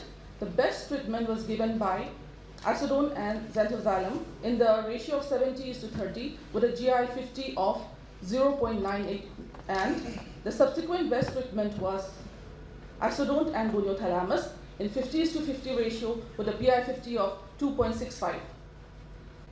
Here I would like to emphasize that our study assumes significance because the cultivation and handling of chakhao is mainly done by the farmers themselves at their own level by forming FPOs or at the level of their community. We have illustrated that plants can protect the chakhao rice grains from storage pest infestation, which proves to be a boon for long-term storage at the community level.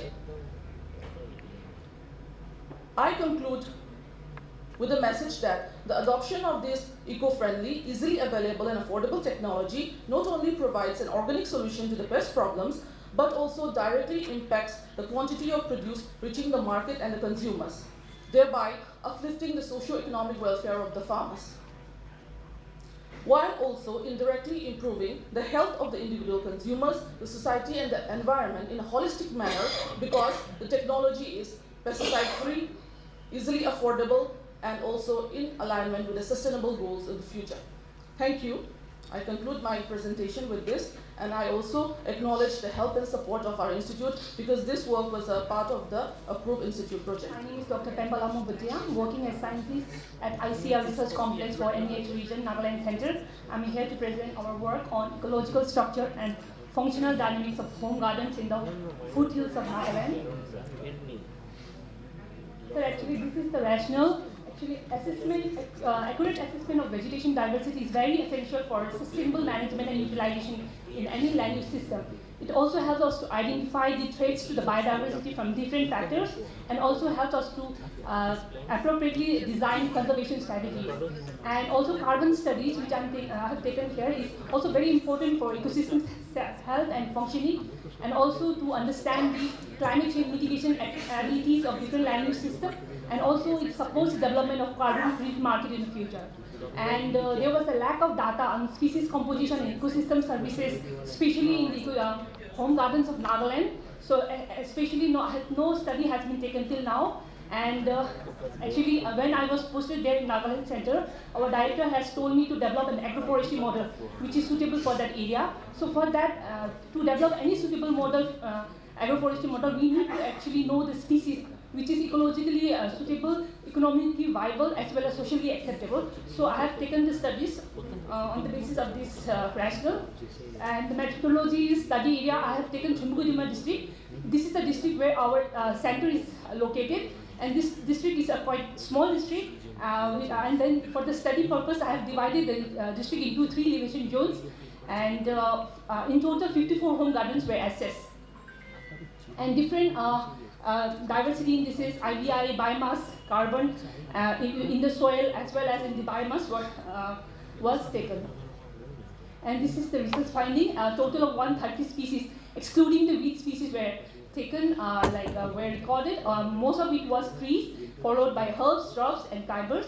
And then area also, the home gardens had a very different area, less than 200 meters square to almost 2100 meters square. The area was there, and even the species numbers were higher in the higher elevation. We're having different microzones within the home gardens. They're having different set of area for different components. And this biomass assessment is also very important. So biomass assessment, like we can see that almost 25 ton per hectare, they can store to almost 180 ton per hectare. It has a high capacity to store biomass, and concurrently carbon stock is also very high in the home gardens of Nagaland, almost 12 ton per hectare to almost 85 ton per hectare, 60 centimeter depth. And then we can see the higher elevation has a very higher organic carbon stock. And the correlation came like it's a smaller, the area has a negative correlation with the species diversity index as well as the biomass and soil carbon stock. And all the diversity indices has a positive correlation with the soil carbon stock. That means it has a higher the species, more the carbon stock.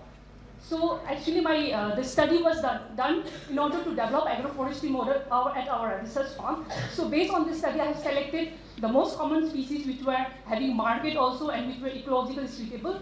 So I have taken ananas comosus because it was a slopy area, so it's a perennial plant. So and then Gyrocydia species for the hedge and Aragonus and Parkia roxburger.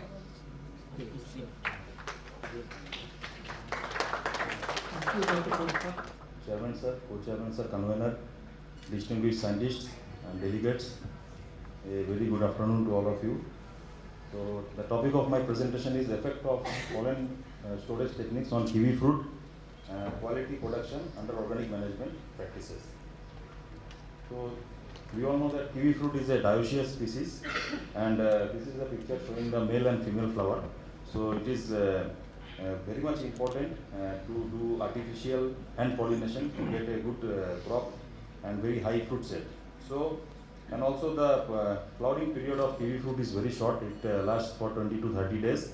So in that period we need sufficient male pollen to pollinate the flowers, which female flowers which come in the late season of the flowering.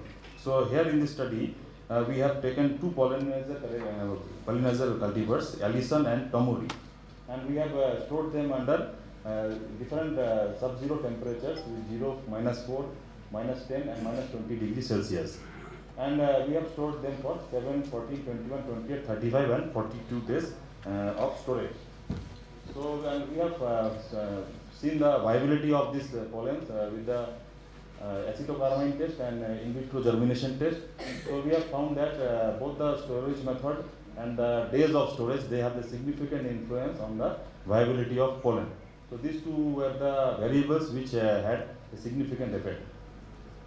Also, when we have seen the in vitro germination and pollen viability by both these two methods, we have seen that there is a gradual decline in the viability with the duration of storage, but it was high in -20 degrees Celsius storage, followed by -10 and -4. So -20 degrees storage, we found a very good result for this period of time. Also, we have analyzed the fruit quality characteristics, some fruit morphological characteristics like fruit set, days to fruit set, then fruit maturity, average fruit weight, and percentage A grade fruit and yield per kg per plant. So all of this in the sub-zero storage temperatures, we have found a significant difference with the room temperature storage pollens. So we found that it's a good method to store the pollens at -20 and -10 degrees Celsius for short-term storage of kiwi fruit pollens. Also, quality-wise also we analyzed like ascorbic acid, total acidity, TSS, and some antioxidant assays.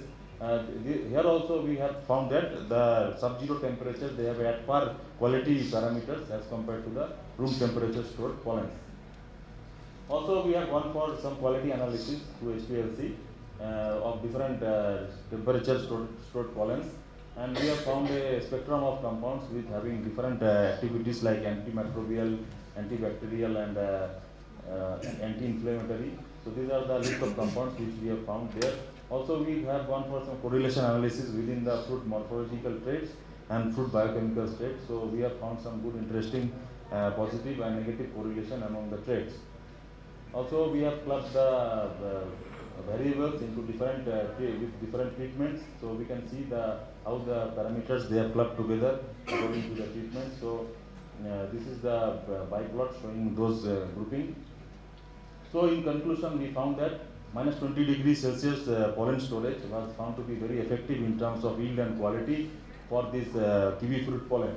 Also, in terms of TSS and antioxidant assays, -4 and -20 degrees stored pollens showed positive results.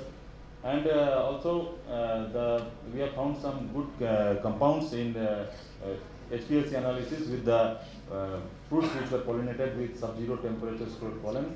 So this can be a good storage technique for the farmers who want to pollinate the flowers within a short span of 30 days.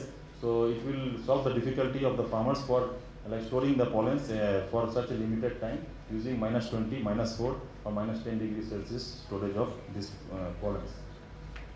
So thank you very much for a patience hearing. Dr. R. Ghosh, Conserving Fruit Crop Diversity, Greener Research Center. Namaskar everyone. I am here to present our work at Vienna Nursery, Raipur, Chhattisgarh.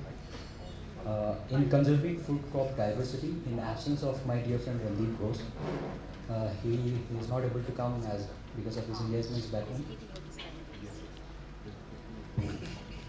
As the name depicts, Vienna Nursery, we are working in a field of multiplication of plants and also in research and development of introducing new fruit varieties, in breeding new fruit varieties and conserving of various genetic materials in our field, which we have divided into two minor and major categories, where major fruit crops are 12 in number and minor are 46 accessions. And amongst these accessions, we already have taken these accessions to the farmers' field, accounting for around 35 accessions, which are already planted in 28 states of our country, covering around 320 villages of our country. And I forgot to mention, we have the number of plants planted in those farms are around 70 lakhs. This slide shows what are the major fruit crops, what I was talking about in my previous slides. So we started in day one also. I gave an overview of how we started the program with. We started with guava, Vienna, our first variety registered under QVBFRA. Then we shifted to custard apple, then citruses. We have very good lines of pineapple, limes, etc. These are the list of few minor fruit crops which I would like to share here. In this, we are working and focusing more on crops like bale, jackfruit, jamun, pomelo, which are already being shared at the level of the farming community. Again, crop management system, as in day one I had presented on a topic on Espalier crop management system. We have found that guava, custard apple, mango and bale performs very well in Espalier canopy management system, and crop like guava and custard apple has also been adopted by farmers in states like Maharashtra and Madhya Pradesh.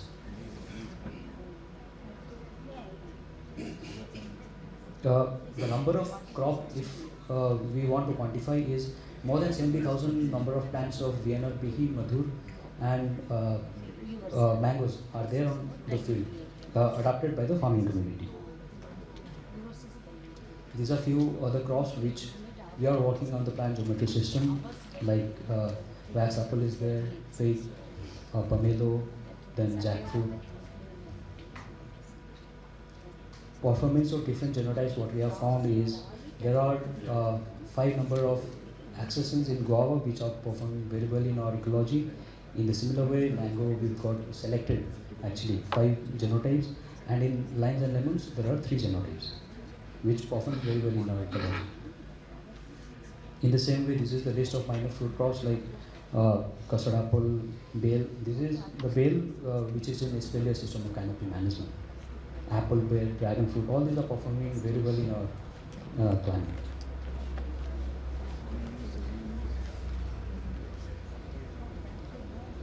If I happen to talk about impact on local communities, as I already stated, we have covered around more than 320 villages of our country. So Maharashtra, MP and Chhattisgarh being the main center of adaptation of these technologies and varieties. If you happen to see the picture, she is an old lady, 75 years old at Pune, Indapur village in Maharashtra.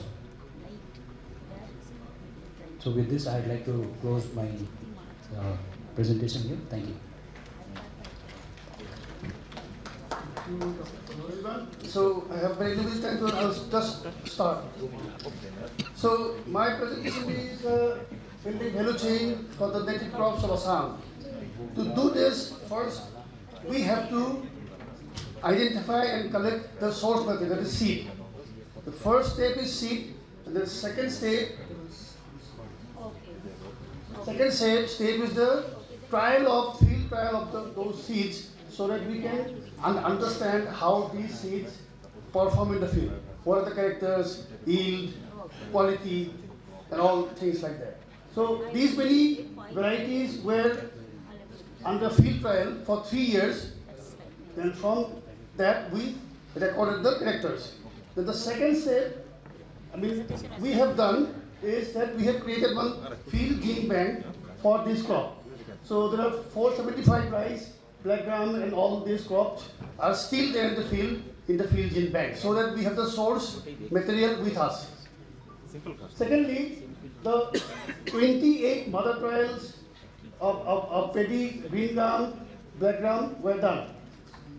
Total number of crop varieties tested in the field is paddy 341, green gram 15, black gram 19, sesame 19, mustard 19, and all this. And total farmers, we call them champion farmers because we have selected these farmers from the villages who are really progressive in mindset and ready to join in the whole effort. So there are 52 farmers, 40 male, 12 female, and there are other farmers who were involved in seed multiplications. So now, secondly, what we have done the crowdsourcing trials. We have given 100 farmers of these varieties, 3 of which without giving them any name, just A, B, C, and get them just to taste and give us the feedback in a standard format, so that we can understand the preference of the farmers of these varieties. And this was done twice. Period the field trial. So they both were going on parallelly. Finally, we have identified this, all this here, FPOs, self-help groups, farmer groups, and we have created trading farms who can actually do the business of this brand in the market. Then the most important thing is how to plan the strategy for the value chain development. The first thing is prioritization of the promising varieties. From where it will come from the field trial, from the nutritional analysis, from the ITK, the preference of the people. So all this, taking all this together, then we had a rigorous discussions meeting, with experts and Dr. Rana and all these experts. Then finally we decided how to go about it. Then it was important to do a exploratory market survey, so that which of these varieties are already in the market and how it is preferred and how much is sold when, seasonally or regularly, to understand that we have done that. Now, it is very important to identify the stakeholders. We have already identified and created FPOs, self-help groups, and farms. So now the next thing comes that in interface with this professional, and secondly, the capacity building, training, and the actual framework of the whole thing, how it will come from the field to the market. The most important components are the human component that we have created in the field, in the grassroots. So this was a long process which was going simultaneously with the field trial, and finally we saw that they were ready. The farmers were ready, the mindset, they are ready to just be a part of the whole system. And it is not just we created a brand for just to show that we have a brand. The brand has to sustain, the brand has to survive, the brand has to grow. So for that, the conceptual framework of the brand has been named as Native Basket. The conceptual framework has been designed, the production, processing, quality control, package design, brand, and all these things. We have already created FPOs. Now, most important thing is the registration of the brand, which we have seen that there are a lot of brands people just paste one label in a packet and they sell it. But then the exclusivity and the safety of the product never remains intact with the group who is doing it. It can be pirated, like black rice. There's different black rice. Black rice, cow of Manipur is sold in Assam as black rice. So that is why what we have done, we have registered the brand as trademark. Then we have registered the brand in FSSAI, so that the standard set by the Ministry of Health is maintained during the production. Then we have finalized the brand launching strategy and all these things. Secondly, the final phase. Native Basket has been created based on the conceptual framework and finalized list of the products. Then signing a collaborative agreement with the farms so that there is a legal binding with them. Thank you, Rajesh. And anyone who is visiting Kamakhya, please visit this outlet. It is just on the way to Kamakhya.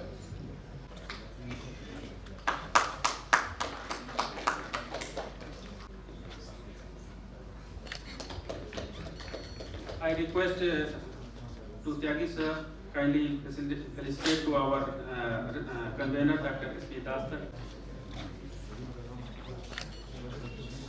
Dr. R.K. Tyagi sir to felicitate our reporters, Dr. Rakesh Kumar Chauta and Dr. Padma Digore.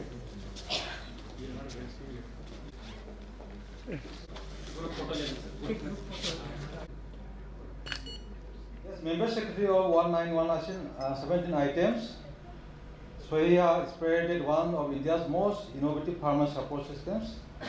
The program, which won the 7th E-Enabling Northeast Awards, which was lauded by the APO for its role in elevating for the distressed farmer during the COVID-19 lockdown.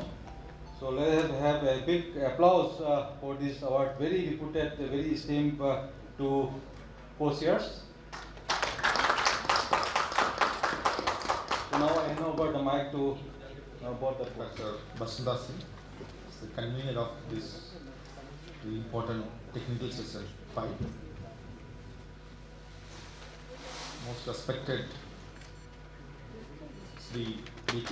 Solyaji, the Chairman of Farmers Commission, Government of Meghalaya. Besides that, what Basunda told, he is my colleague, my friend actually. We work together for promotion of entrepreneurship in Meghalaya area, where I was in charge of agribusiness and crop research. Thank you, Dr. Karulvel and Dr. Basanta.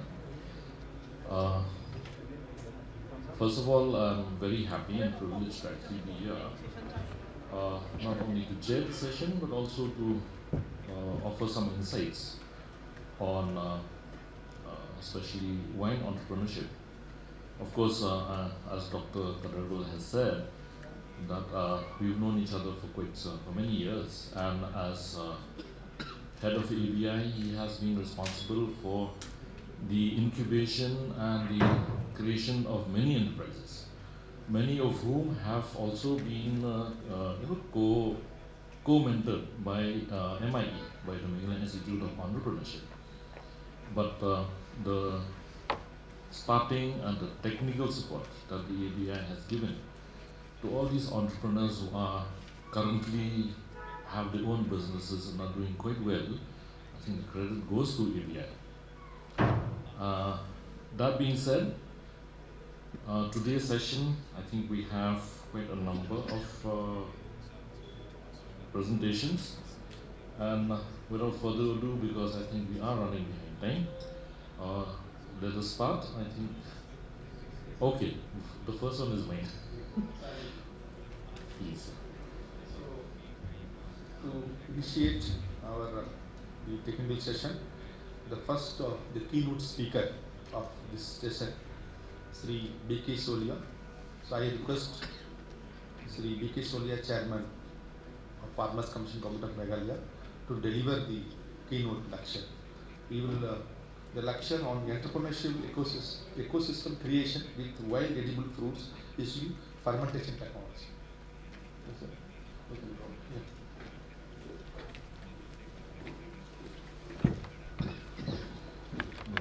And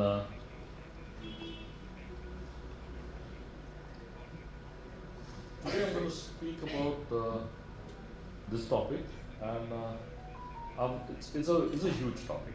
Let me just tell you right from the beginning. But I'm just going to encapsulate whatever it is that has happened, and what is the kind of future that such an ecosystem has, not only for Meghalaya but for the entire Northeast. And of course, what you see here are two other people, Priyanka Save, who is one of India's top winemakers, and also the fruit wine ambassador of Meghalaya. And of course, her husband, Mr. Nagesh Pai, who is also a founder. Both of them are founders of one of India's best-selling wineries, which is called Hillsdale Wines, and who have also invented. They actually are the first people in the world to be able to make wines out of chiku. And chiku is a very notoriously difficult fruit to work with. And also they have introduced what is called ARC, which is one of the premium meats of the country. So that being said, unfortunately they could not be here with us today because of other commitments. So what I'm going to talk about, these are the topics.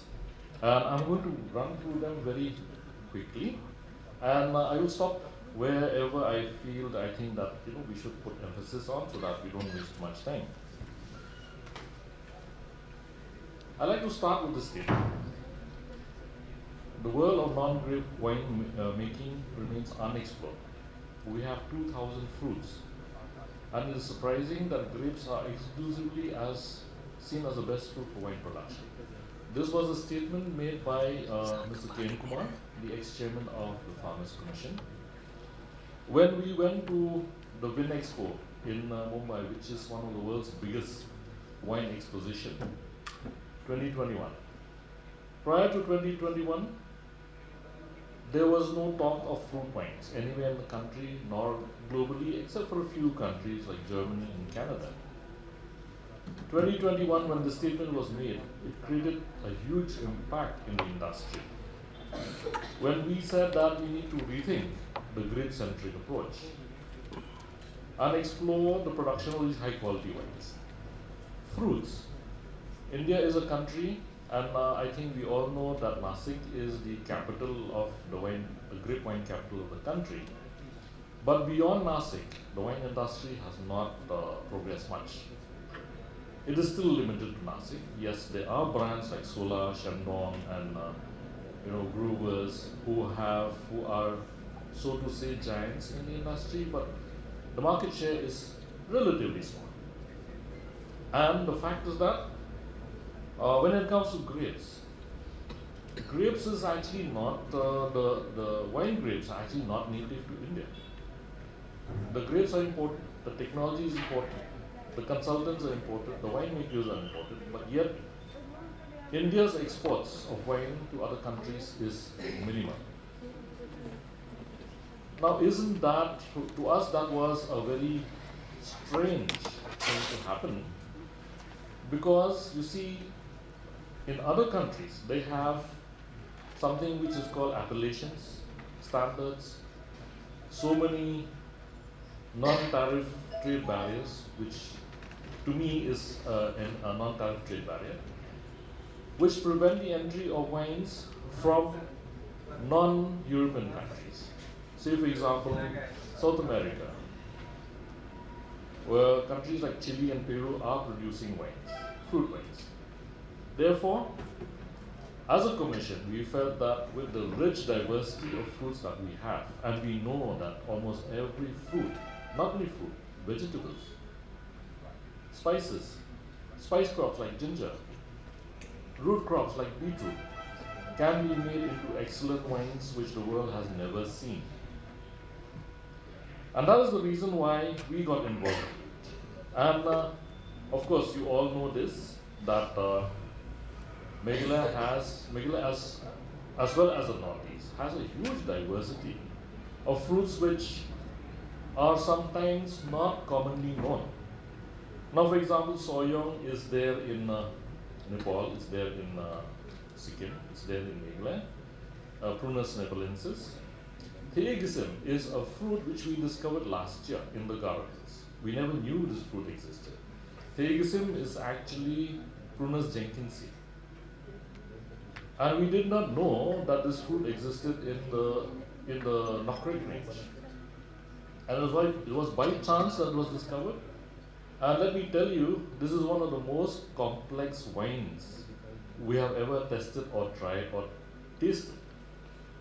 It's an amazing fruit with such complexity that even renowned sommeliers, WSET level 4 sommeliers, are unable to identify, but all of them are unanimous. And have some water. And saying that this is one of the most complex wines they've ever tasted. Then you have blood fruit, hematocarpus. Then you have blood fruit, again a fruit which grows in the Garo Hills. It's also found in other parts of Northeast. But nobody has ever made wine out of it. And let me tell you, when we took these wines to Wine Expo in Mumbai this September, which is a global exhibition, people were so fascinated with the color and the taste that right now there is this huge demand that's coming from the industry that can we get more of this. Of course, you have solang, and then you have khasi mandarin. So these are the fruits that we have, and this is basically you have on your left starting your Prunus jenkinsi, and both Prunus jenkinsi and Prunus nepalensis, they have very high antioxidant properties. I don't know how many of you have seen or tasted resveratrol wine, which is German wine, which has a very high percentage of resveratrol, and it actually is an anti-aging antioxidant. We have been conducting a series of tests and analysis where we find that even these fruits that we have here, they also have the same property. And in today's world, post-COVID, a lot of people are looking at products like these that can actually add value and wellness to their lives. So there's a big demand. And then you have in the middle, you have the blood fruit, and you have solang, which is viburnum, which we normally see around here, especially even here in ICR, you see this fruit. It grows wild. It was used for fishing, actually. We used to use it for fishing as a fish bait. But then, fortunately, someone made wine out of it. And when we actually tested the wine, we found that this is one of those very rare wines that gives you a rosé, which gives you a rosé wine naturally.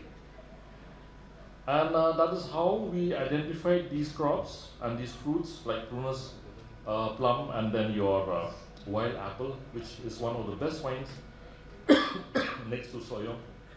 Wild apple, I'm sorry, I have a cold and a fever, so don't mind. Wild apple makes one of the best wines that personally I've tasted, and it is unique in the sense that there's no other wine like it anywhere in the country. And then of course you have the khasi mandarin, which we have just found contains a natural yeast, and which has a potential to become a brewer yeast, because in the world there are only 2 natural yeasts which are used for winemaking. Probably khasi mandarin might be the 3rd. So there's a huge potential of wines, whether it be just winemaking itself or even the ancillary products that you make out of wine. So this is just a quick glimpse of the kind of wines that we have and which are already in the market. Hotels like Vivanta already have these wines on their menu. The wine stores in Shillong already keep these wines. You can buy them. We are negotiating with other states to make these wines available across the country. So we have Soyong, we have Sokok, Khasi means the wild apple, passion fruit, blood fruit, blue pea mead again. A mead is something that I think as an institution for farmers, as well as even ICR as an institution for farmers, I think mead is something that we should seriously take a look at. Why? Because mead is fermented honey. And the more the meat industry grows, the more apiculture grows. And we all know that apiculture is key to diversity. And in this era of climate change and climate impact, maintaining our crop diversity is so important. Because why? Until unless we have a population, a thriving population of bees, we will be losing our diversity. Unfortunately, that is something not even the many government departments or line departments are still yet to see that. But we are seeing the impact across the Himalayan ranges. And in fact, we are seeing the impact even in other states because of decline in the bee population, even in other countries, where actually the decline in bee population of mellifera is impacting the almond orchards of California. Trade negotiations are changing. Trade parameters, trade balance is changing, because why? We are losing bees. And it's so important that our indigenous bees, the Serena, is protected. Because there is, yes, of course, there's a lot of debate on that, on the mellifera and its ability to produce more. But in terms of diversity, in terms of its adaptability, we feel that Serena is still the best bet for the Northeast. And another interesting insight which I would like to share with you is that in terms of venom, melittin, coincidentally, the Serena bee has a higher percentage of melittin than mellifer. And melittin, as you know, has now been proven to be a 100% cure for breast cancer. And 1 kg of bee venom, today's market, costs 70 lakhs. So isn't that an incentive to go to rear more bees? Yes. And also, meads. Mead is one of the oldest wines in the world. We have forgotten. In fact, our ancestors even here used to consume fermented honey. And this honey, today mead is an upcoming commercial product. It's in high demand, selling for a very high price. And then of course you have the other fruits. This is the situation as it is now. We have 16 wineries, of course 17, one more is in the pipeline. And in terms of size, Meghalaya is number 2 in the country now in terms of the number of wineries. The number 1 being Himachal with 22. Various NRCs on various fruits. Because again, like for example, we're now working on creating a wine from the sap of the banana pseudostem. It can be fermented. So that again is a huge big step forward because nobody's ever done it. Government and policy makers, of course, as a commission, we were instrumental in changing the policy. Because in 2019, when we had the first Northeast Food Show, our Chief Minister told us that, look, we see so many wines coming from outside the state. Why can't we have our own wines? And I told him, I said, sir, that's because we don't have a policy. So he said, why can't we make a policy? So we made a policy. And that policy is in effect right now. Innovators, incubation hubs, we have set up the Northeast Fruit Wine Incubation Center in the campus of the Institute of Hotel Management in Geelong, where we have a fully equipped scientific winery, complete with all the modern equipment and machinery and technology, where we do a lot of experimentation, we do a lot of blending, we do a lot of experimentation creating new flavors, new types of wines. So then we have here, of course, the key thing is sustainable harvesting and of course apiculture. And one of the policies that we as a commission follow is that we encourage the plantation of our indigenous fruit trees. Thank you. Very excellent presentation. Really very beautifully covered the entire the entrepreneurial ecosystem for the fruit wine production. And yes, the end-to-end solution. I think production to complete production to marketing, consumer up to consumer, and complete value chain has been covered. The next is the invited lecture. Maybe I request Solia ji.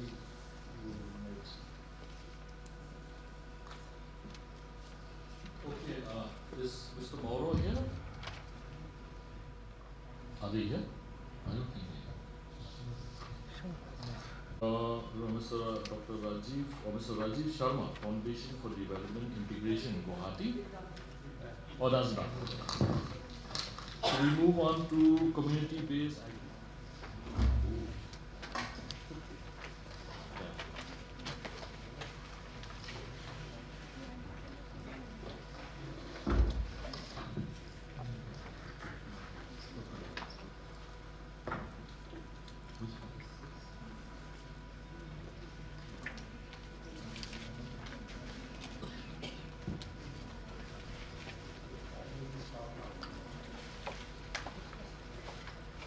Good morning everyone.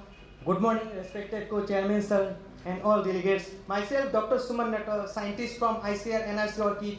Presently I am working on medicinal and aromatic orchids and value addition and development of nutraceutical products. So my topic of the presentation is unraveling the nutraceutical potential of medicinal orchids, especially Dendrobium orchids based on their color variation.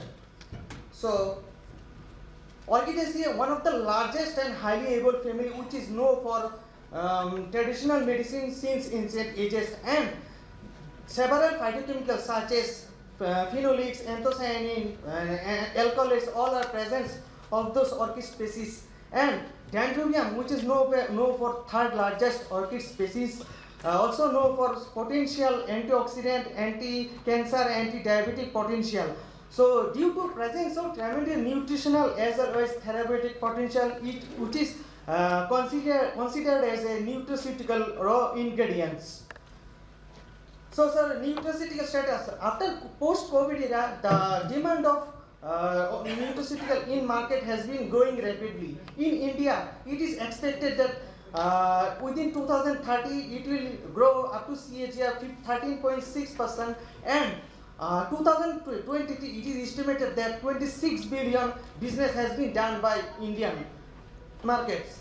So sir, the rationale of the research work is the nutraceutical bioactive compounds which is responsible for tremendous properties of nutraceutical not explored properly, and second one is nutraceutical based products not yet developed from orchids in northeastern region. So based on this rationale, we have set up two objectives. First one is to characterize and explore the bioactive compounds, and second one is development of nutraceutical products. So here is the 6 Dendrobium species which is different each other from color, and as well as Dendrobium nobile, which is white and purple, which is collected from Sikkim region, and other 4 also collected from different district of Sikkim. So this is the activity we have done our research two parts. First one is nutritional, where minerals and quantification of amino acid vitamin has been done, and another one is phytochemical medicinal characteristics, quantification of phenolics, anthocyanin has been done by GCMS, LCMS and HRMS. So sir, this standard methodology has been used for the present investigation, sir. Phenolics result, total 37 phenolics result has been depicted that only alpha tocopherolutine and anthocyanin like delphinidine has been found in very high amount, and these compounds has been responsible for exhibit higher antioxidant capacity on those orchid species. So sir, we have also done quantification and analysis of total protein content through Lowry method. By taking this consideration, total protein content 7 to 11%, we have done LCMS of amino acids, so total 17. It has found that essential amino acid lysine, which is found in very good concentration 22.65. I'm going to speak on the topic of opportunities and prospects for agro-based entrepreneurship development in Northeast India. I'm not going to the details of Northeast, which already been highlighted in the last 2 days, but just to mention that this region covers 7.97% of the area and 3.78% of the country's population. Though a small area and though a small population percentage, but still this region shines in the country with 21 number of GI crops, with the maximum in Assam, followed by Manipur. Other than this, this region also has been an outstanding performance in few of the selected crops, where the horticulture, which in kiwi we are producing 92%, and passion fruit we are producing 95%, pineapple almost 50%, and a reasonable amount of ginger and cardamom for all the country as a whole. These are list of the GI crops which I have already mentioned. Other than this GI crops, we need to give more emphasis and focus on other high value crops which are having pharmaceutical properties, industrial properties, and medicinal values. Honorable Parodasab and all other distinguished dignitaries have already highlighted before also, and to mention it, the first one is ginseng, then black ginger, turmeric, lemongrass, and so on. So coming to among the various 21 GI crops, let me focus on one GI crop which is originated from Manipur, that is chahao. This chahao has been promoted by the Manipur Organic Mission Agency under the scheme of MOBCD area, where the farmers are aggregated into farmer producer companies at various pockets of the state. And a lot of local agripreneurs and national institutions like NERAMEC, and other than this, also a lot of buyers from outside the state are involved in aggregation, marketing, and then distribution. We have got the data from the MoMA and the Horticulture Department, and we found that the total quantity of black rice or chahao that is being produced amounts to about 1,972 metric tons, which can give a revenue up to 21.70 crores per year in the state. the black rice or the chakao has been exported from the state Manipur by various entrepreneurs and the helping of the departments, and it has reached to state of Europe, then Russia, then Australia, Germany, Dubai, and so on. It has also been sold in the online platform, but not to confuse. Black rice is been sold in various platforms, but it is not from Manipur. But the original black rice is chakao. When the chakao is there, then it is the original from Manipur. And entry price ranges from 240 to as much as 700 rupees per kg in various online platforms. Various value-added products are also being produced by a lot of entrepreneurs who are very much interested in promoting the GI crop products, which include gulab jamun and black teas. And other than this, also a lot of commercial companies have also come out with producing various herbal and value-added products from this chakao. A few of the suggestions to improve this chakao is that we need to develop value chain for the seed supply, then institutional support by linking government scheme and public-private partnership, and then this buyback policy, and then e-portal for data upload of this status, and also this black market promotion forum that can be set up. These are actually marketing is a problem for all the crops, but for the chakao black rice we have made a marketing model where 80% of this product are being channelized to the farmer producer company and then sent to the Neramek, Trifed and MoMA, where it has been exported to other part of the world as well as other part of the state, and then the different channels are being shown here. As being in charge of ABI Asia Manipur Center, let me highlight that we are having 87 number of entrepreneurs, where 41% are females, and the maximum of the entrepreneurs are involved in food processing and livestock, and then this one mushroom cultivation also. And nearly 50% has got the facile there, and these are the different entrepreneurs who are part of this ABI Asia Manipur Center. Thank you, Dr. Singh. Any questions? Chairman of the session, co-chairman the session, and distinguished delegates. I am today going to deliver lecture on antioxidant component and antioxidant activity of selected underutilized foods grown in northeastern India. As in northeastern India, Assam is our institute mandate, that is ICR Research Complex for Eastern Region. So, from the mandate of our institute, we have selected one project on the underutilized foods what is grown in 7 states, among these Assam state. So, what is their antioxidant contents and antioxidant activity? So, we take 2 years. We collected some of the sample from Guwahati and some of the sample from Sibsagar district. So this is the some of the sample which I have collected from Guwahati, and here I have found this outenga. This is very common underutilized fruits, and it is also available in various restaurant. They develop some specialized fish dishes, that outenga fish dishes, and that have very good delicacies. And similarly, again I visited that place, and I found many of different types of underutilized fruits, and I put their local name here. Some of the are citrus, some of the amra, and some latecu is very unique fruit of this area, that is Burmese grape, and along with Kordo is there.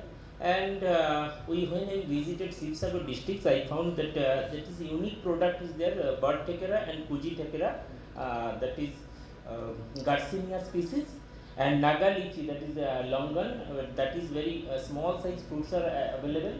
And one fruit, this is not from Sibsagar, it is from that your Guwahati, that Dera fruits, that is Artocarpus lacucha.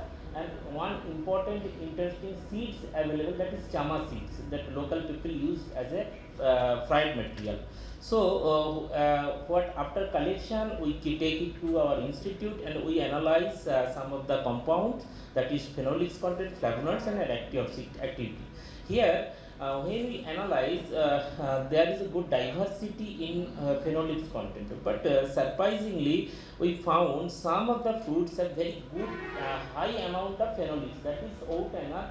It's nearly 900 milligram gallic acid equivalent to compare to other crops. So in addition to this, that tea tomato, Kajra Tenga, that is Caronda, and this is Dera, they are very high amount of phenolics. Similarly, when we study the flavonoids, we found two crops have very high amount of flavonoids, that is Outenga and Karja Tenga. So Today I am going to present on entrepreneurship development through processing of underutilized fruit, pomelo. Pomelo is one of the largest citrus fruit which is very widely available in northeastern region, especially in Manipur. Many diverse variety of pomelo is available in northeast. Some are very sweet and some are very sour and some are very small and some are very big. But the color of the pulp is light pink and yellow. But it has high nutraceutical and antioxidant and medicinal properties. From ancient times, it has been used as a appetizer, cardiac stimulant, and a stomach tonic, and it is also very good for diabetic patient, and it can control this one heart disease also, and it can also have a good nutraceutical property for the prevention of cancer. It has got lots of antioxidant properties. Like since it is very good sources of potassium, like it contains 28% of potassium, so it is very good for heart disease. And also it is full of anthocyanin, and that's why it is very good for other heart disease, cardiac, all this thing. And then it is high content of fiber. That's why it's good for weight control and also very good for constipation. So it can prevent from constipation also. It is one of the underutilized fruit from long time back. So that's why in every hillocks of even especially in Manipur, it is waste throughout the year. So it is once it is harvested, it is highly perishable and goes wasted. So by means of processing and value addition, we can extend the sell life to a certain extent. Like processing and value addition, we can make more product, and entrepreneurship can be developed and can convert this waste into wealth. Like mainly like for boosting the nutritional status and also income of the farmer, government of India give more emphasis on processing of this underutilized fruit. Nowadays, like people are more this is the objective of the study. Like main objective is that to develop the different value-added products from underutilized pomelo to reduce post-harvest losses. Another is to assess the sensory attributes because it is very important. And then another one is to establish the entrepreneurship development from the processed product of the. And then this is the methodology like collection and processing of this raw material. Then main thing is the sensory evaluation. And then another one is the statistical analysis. So these are 9-point hadronic scale I'm using for organoleptic testing. Good presentation. Excellent. I can 8 minutes time. Pallavi Kukar.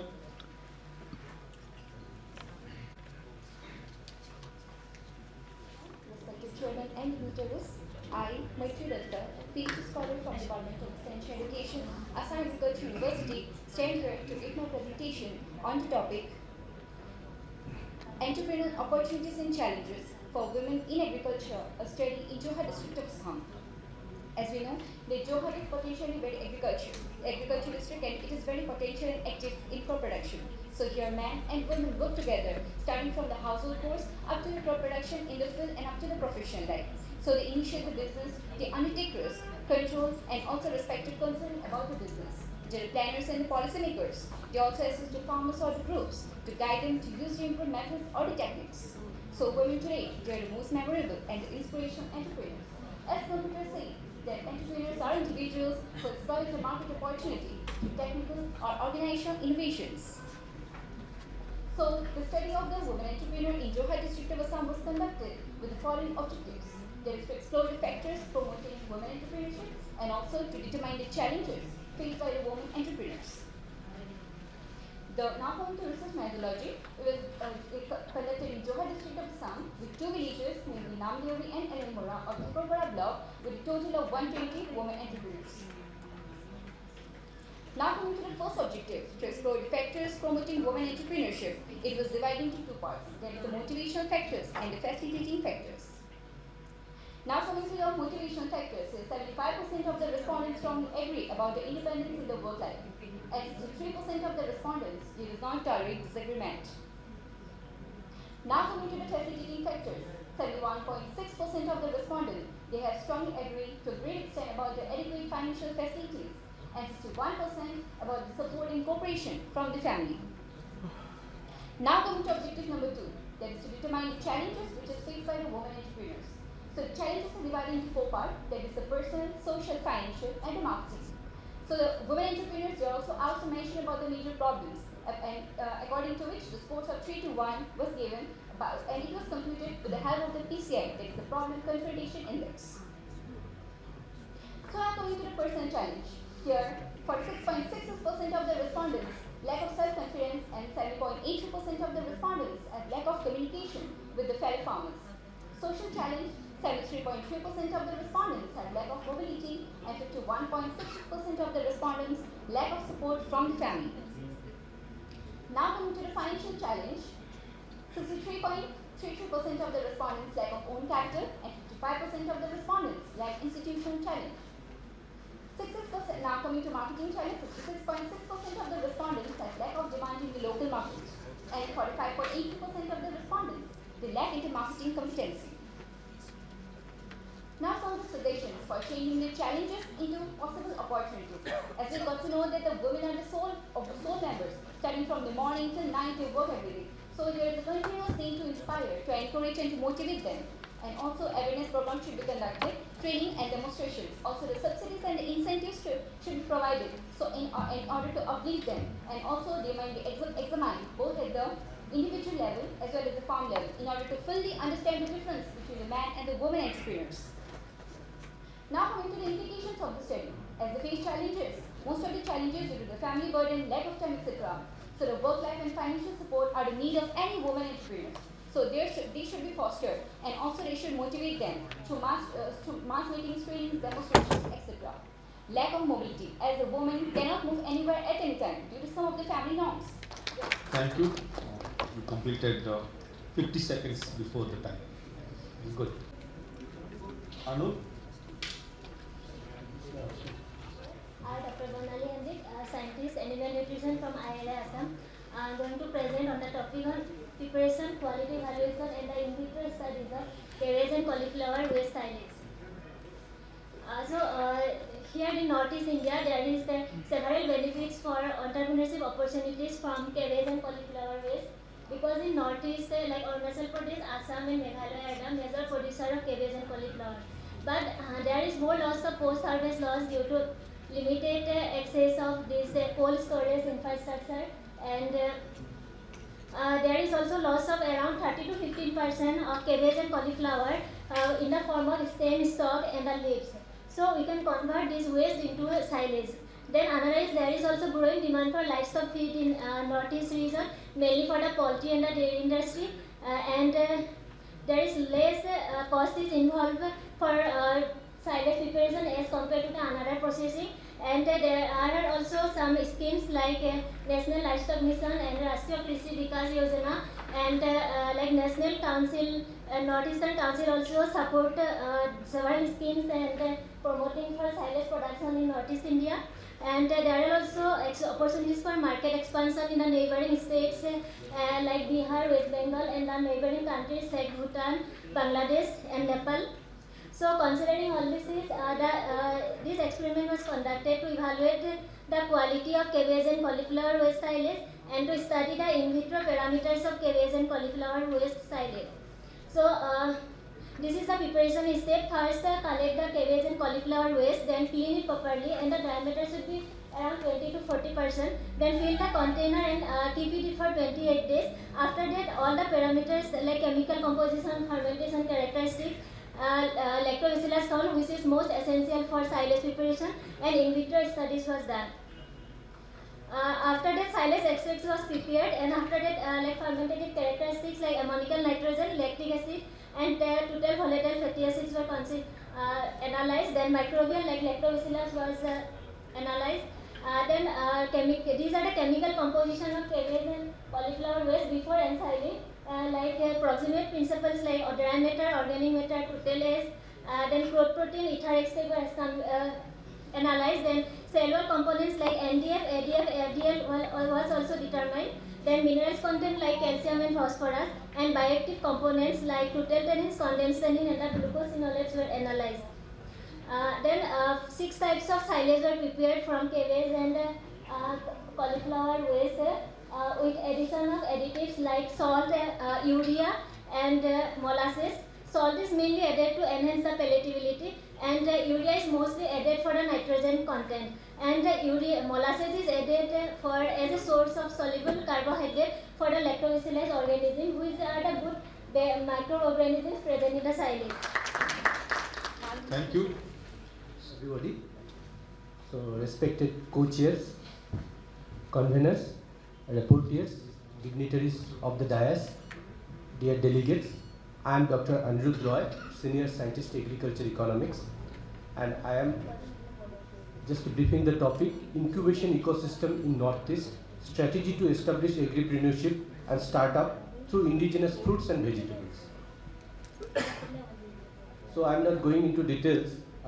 This is the basic fact that agriculture sector in Northeast region employs 53% of its population, and if we see the direct and indirect involvement, more than 80% people are related to agriculture and allied sector.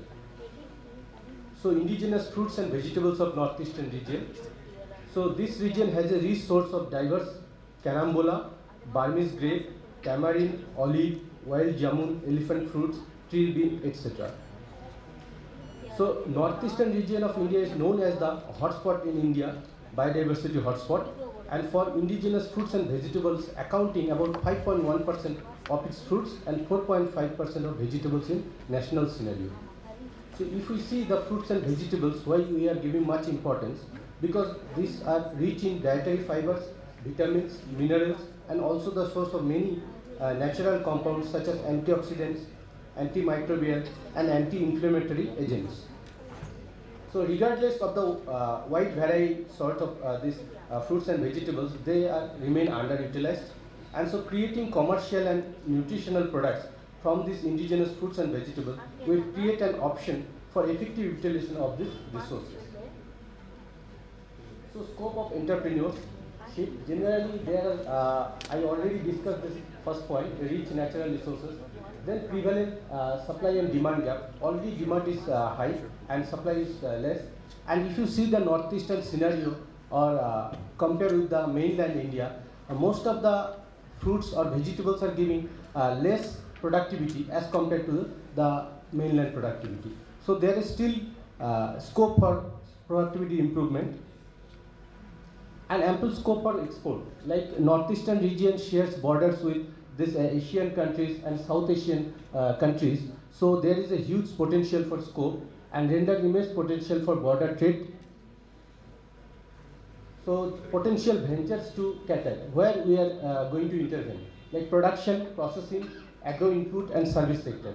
So production, if you see the commercial production scope is there, then processing, value addition of fruits and vegetables, then agro inputs, supply of seeds, machineries, fertilizers, packaging materials, and service sector, if you see the legal advisory service, incubation, testing, facility provide or validation, still there is a lot of scope. So recent trends, if you see the innovative value-added products people have developed and ultra heat treated products people are developing with like modified atmospheric packaging, like controlled atmospheric packaging. Then if you see the heat processed product like canned fruits and vegetables, juices, crisp balanced fruits and vegetables, ready to eat curry using retort technology, and then dried fruits and vegetables, people are making dehydrated fruits and vegetable chunks, mixed fruits, mixed vegetables for soup. And I told last about this nutraceutical and wellness of products like extraction of nutraceutical compound, encapsulation with the other things has a great scope. So the strategies to approach, like identify the potential market and promote new brands, like take advantage of brand consciousness and diversify product palette. So develop and maintain strong relationship with the market chain or value chain. We call it supply chain also. Working with Prime Meghalaya. Earlier we are closely working with Meghalaya Institute of Entrepreneurship. Thank you. Thank you. Thank you. Good presentation. And all presentation is very good and excellent. And thank you for all the presenters presenting very excellently. And we also noted the recommendations. So we will have noted the 5 recommendations, and we will hand out to the organizer for the recommendations. And thank you, my colleague chairing. He was Sri B.K. Soliaji. He is my friend, as well as he is the chairman of Farmers Commission Government of Meghalaya. And thank you for organizer giving this opportunity. Thank you for all. Thank you for all. Thank you. So with this, we came to conclude the session. Now I invite Patnaik sir and Kuldeep sir to come on the dais. And I request this Basant sir, convener of this session, to felicitate them all, like chairman, co-chairman, Patnaik sir and Kuldeep sir. Please.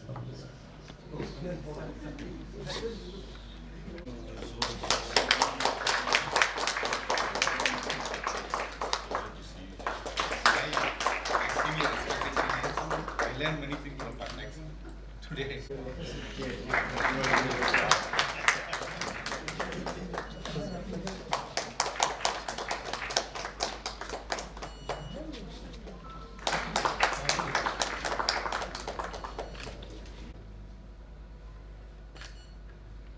Not aware at ICR New Delhi, and he's a very renowned educationist. He's been heading this division for quite some time now, and I'm quite sure all the university students are very aware of all his accomplishments as the DDG Education. He has headed the NAHE program, and there are several other accomplishments, and there are no awards that are there in the national system that he has not garnered to his cap.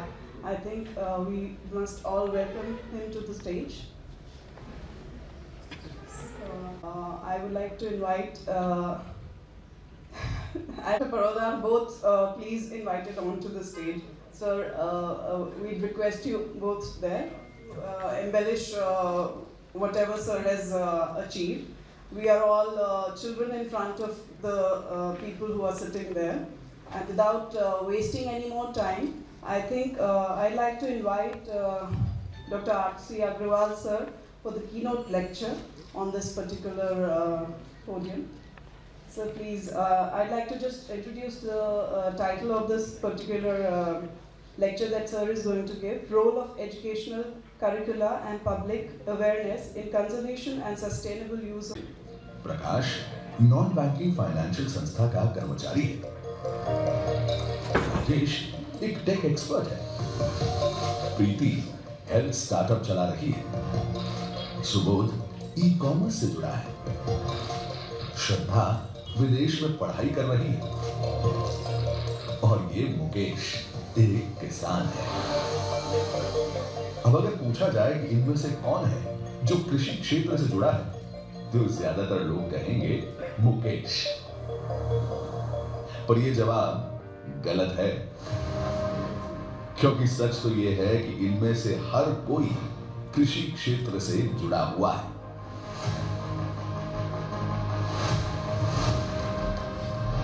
ग्रामीण इलाकों में रहने वाले 770 million में से 75% लोगों को रोजगार देने वाला, 13 से भी ज्यादा क्षेत्रों में रोजगार के अवसर प्रदान करने वाला भारतीय कृषि उद्योग संभावनाओं के विशाल समंदर से कम नहीं है। तो आइए करते हैं कृषि क्षेत्र में उज्जवल भविष्य का विकास, आशा की नई राह पर। चलिए काम कीजिए, अपनी आंखें बंद करके एक ऐसे भविष्य की कल्पना कीजिए जिसमें भारत की $5 ट्रिलियन इकोनॉमी का चालक बल आप हैं। हमारे दीर्घदृष्टा प्रधानमंत्री को आप युवाओं की शक्ति पर पूरा भरोसा है। आप कृषि विकास के इस अभियान को आगे बढ़ाएंगे और विकसित भारत 2047 के स्वप्न को साकार करेंगे। इसी विजन से प्रेरणा लेकर ICAR यानी कि भारतीय कृषि अनुसंधान परिषद की स्थापना की गई थी, जिसका लक्ष्य है भारत में उच्च कृषि शिक्षण का विकास और सशक्तिकरण।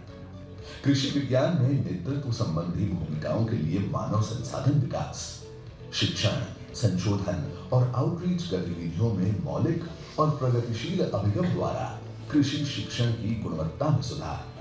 क्योंकि कृषि सिर्फ एक क्षेत्र नहीं है, ये एक विशाल फलक है आपकी अभिलाषाओं की पूर्ति के लिए। और इस सफर की शुरुआत से आपकी राह में खड़ी चुनौतियों को हम समझते हैं। इसीलिए तो इस दिशा में पहला कदम उठाने के साथ ही स्नातक से लेकर PhD तक आपको वित्तीय सहाय मिलती रहे, ये सुनिश्चित करते हैं। सरकार द्वारा स्टाइपेंड प्रदान करके ये सुनिश्चित किया जाता है कि प्रत्येक छात्र को उद्योग एक्सपोजर प्राप्त हो, और वो भी आर्थिक बोझ के बिना। पिछले कुछ सालों में लड़कों की तुलना में लड़कियों के एनरोलमेंट में उल्लेखनीय वृद्धि हुई है। और तो और भारत में शिक्षण क्षेत्र में हो रहे इस महत्वपूर्ण परिवर्तन का अनुभव विदेशी छात्र भी कर रहे हैं। लेकिन ये तो बस शुरुआत है। शिक्षण जगत की इस क्रांति को ग्रामीण भारत तक पहुंचा रहा है स्टूडेंट रेडी कार्यक्रम, जिसे हम रूरल एंटरप्रेन्योरशिप अवेयरनेस डेवलपमेंट योजना के नाम से भी जानते हैं। और हाँ, ये एक योजना नहीं बल्कि एक गेम चेंजर है। व्यावसायिक माध्यम में प्रायोगिक शिक्षा से लेकर कौशल्य विकास के लिए व्यावहारिक प्रशिक्षण तक, rural awareness work experience, in plant training और इंटर्नशिप तक अनंत अवसर हैं यहाँ पर। युवा धन इस क्षेत्र का महत्तम लाभ उठा सकें, इस हेतु से आज देश में कृषि और उससे जुड़े क्षेत्रों में विविध पहलुओं का समावेश करते हुए करीब 900 प्रायोगिक लर्निंग यूनिट्स और लगभग 750 नई शैक्षणिक और रिसर्च इंफ्रास्ट्रक्चर फैसिलिटीज उपलब्ध हैं। रोबोटिक्स, AR, VR और आर्टिफिशियल इंटेलिजेंस से सुसज्जित अत्याधुनिक प्रयोगशालाएं सटीक कृषि उपकरणों में व्यावहारिक प्रशिक्षण प्रदान कर रही हैं और लर्निंग आउटकम्स के परिणामों को बेहतर बना रही है। 18,000 से भी ज्यादा लर्निंग मॉड्यूल्स के साथ एग्री दीक्षा प्लेटफॉर्म और ई-लर्निंग पोर्टल द्वारा देश में स्टूडेंट्स के लिए 200 से भी ज्यादा स्नातक एवं अनुस्नातक अभ्यासक्रम उपलब्ध हैं। हाल ही में शिक्षा के हाइब्रिड मॉडल के लिए कृषि विद्यालयों में ब्लेंडेड लर्निंग प्लेटफॉर्म को भी जोड़ा गया है। साथ ही कृषि क्षेत्र में होने वाले विकास से विद्यार्थियों को अवगत कराने हेतु नियमित ज्ञान एवं अनुभव के आदान प्रदान के लिए उद्योगों के साथ MOU किए जा रहे हैं। कम्युनिकेशन, उद्यमिता, इंडस्ट्री ओरिएंटेशन जैसे कौशल के लिए 600 से भी ज्यादा पायलट कोर्सेज द्वारा विद्यार्थियों के होलिस्टिक डेवलपमेंट को सुनिश्चित किया जा रहा है। एक्सचेंज प्रोग्राम्स के तहत अब तक 900 से भी ज्यादा फैकल्टी तथा 2000 से भी ज्यादा छात्रों को विदेश भेजा गया है।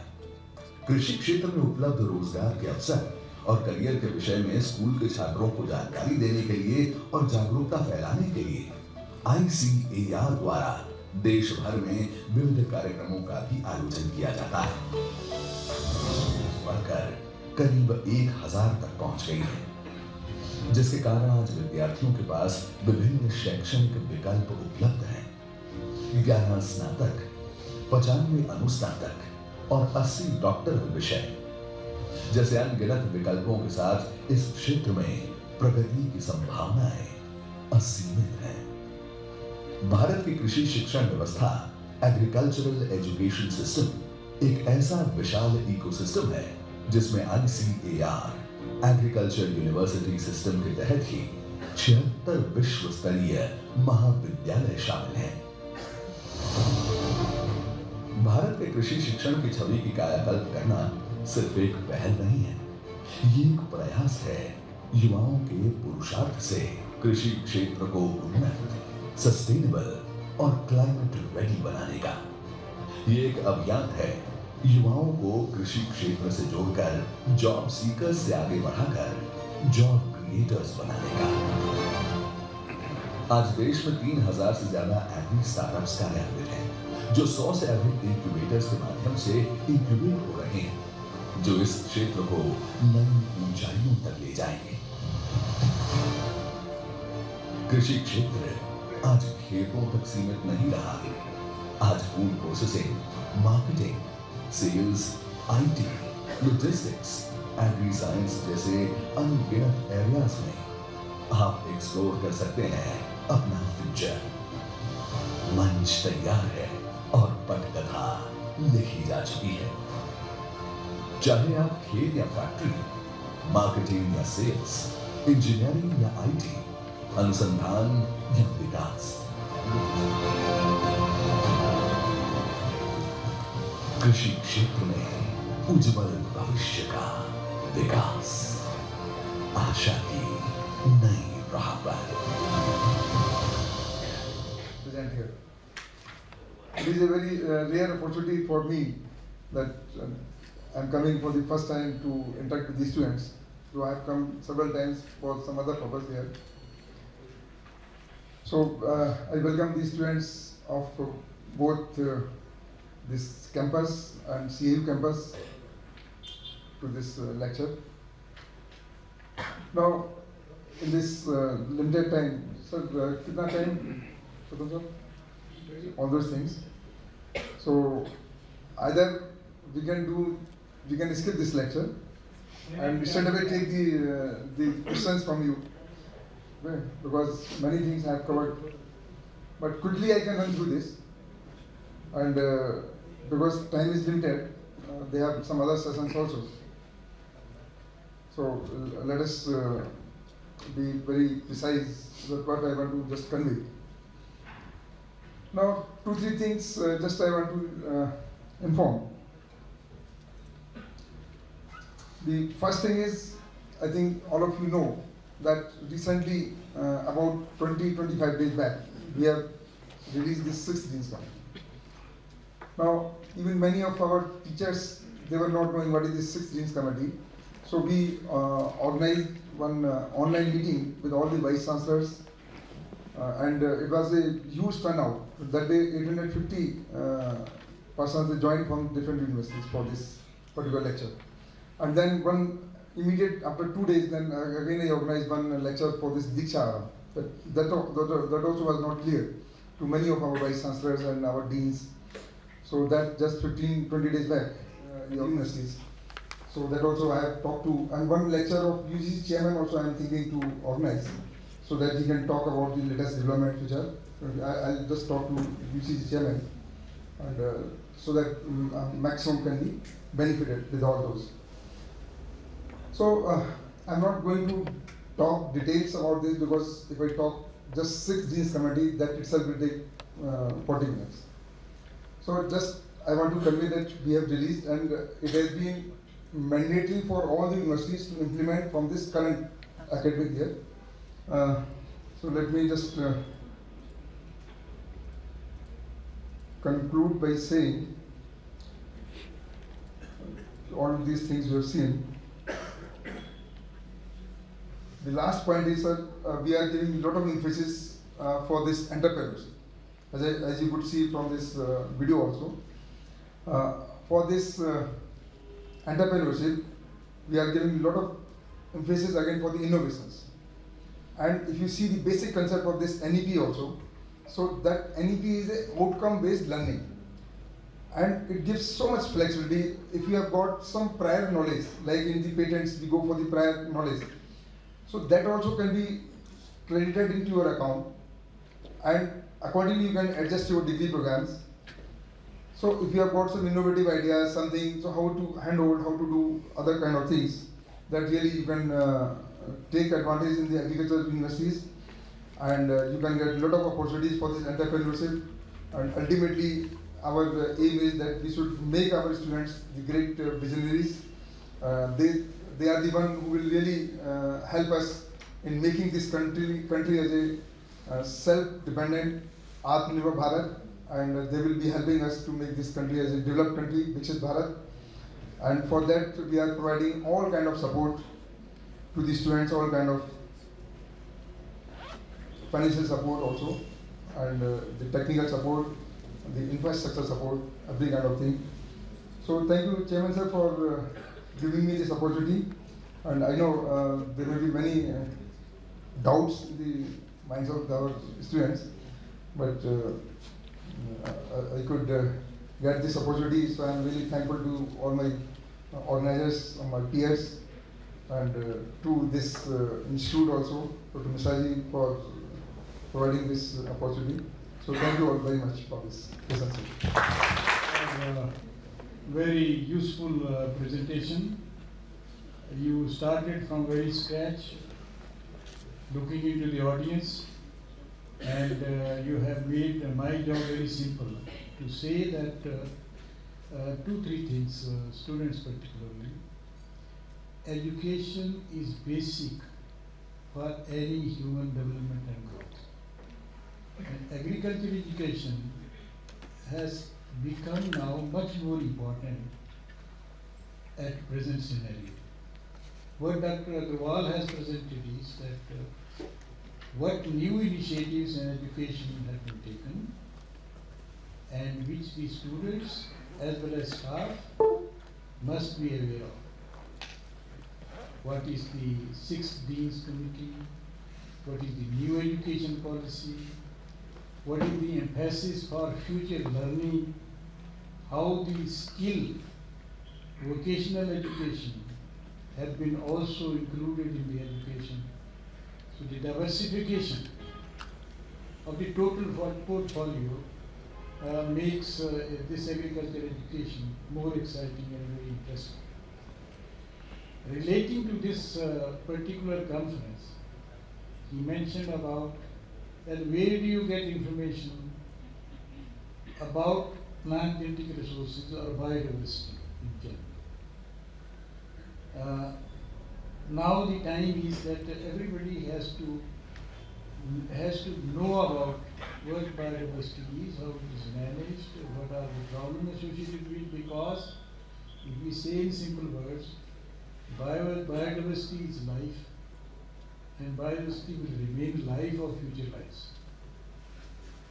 So, for this purpose, there had to be some courses included in the general programs. Any education, engineering, medical, space, agriculture, there must be place for knowing the biodiversity which impacts us. So, then you have specific courses like genetic resources, which I mentioned. And what is more important is that making you aware of new developments. We gave a lot of things which is self-explanatory through the video, through the presentation, and you can link to him anytime. He is available. IT necessary person. The director of NESFAS, Shillong, Meghalaya. He's here. Respected chair, co-chair, dignitaries of the DICE, reporters, principal scientist, dean CPGS, professors, assistant professor of different colleges, Kilimkulai as well as CPGS, and scientists from ICR, and my dear students. So just the topic has been assigned to me, this impact of frontline demonstration uses of improved cultivars or genetic resources for northeastern India. As northeast India is in half of a mega biodiversity hotspot. Out of 36, the most important is 12 out of these 12 hotspots. One is this Meghalaya is particularly one of these northeastern states.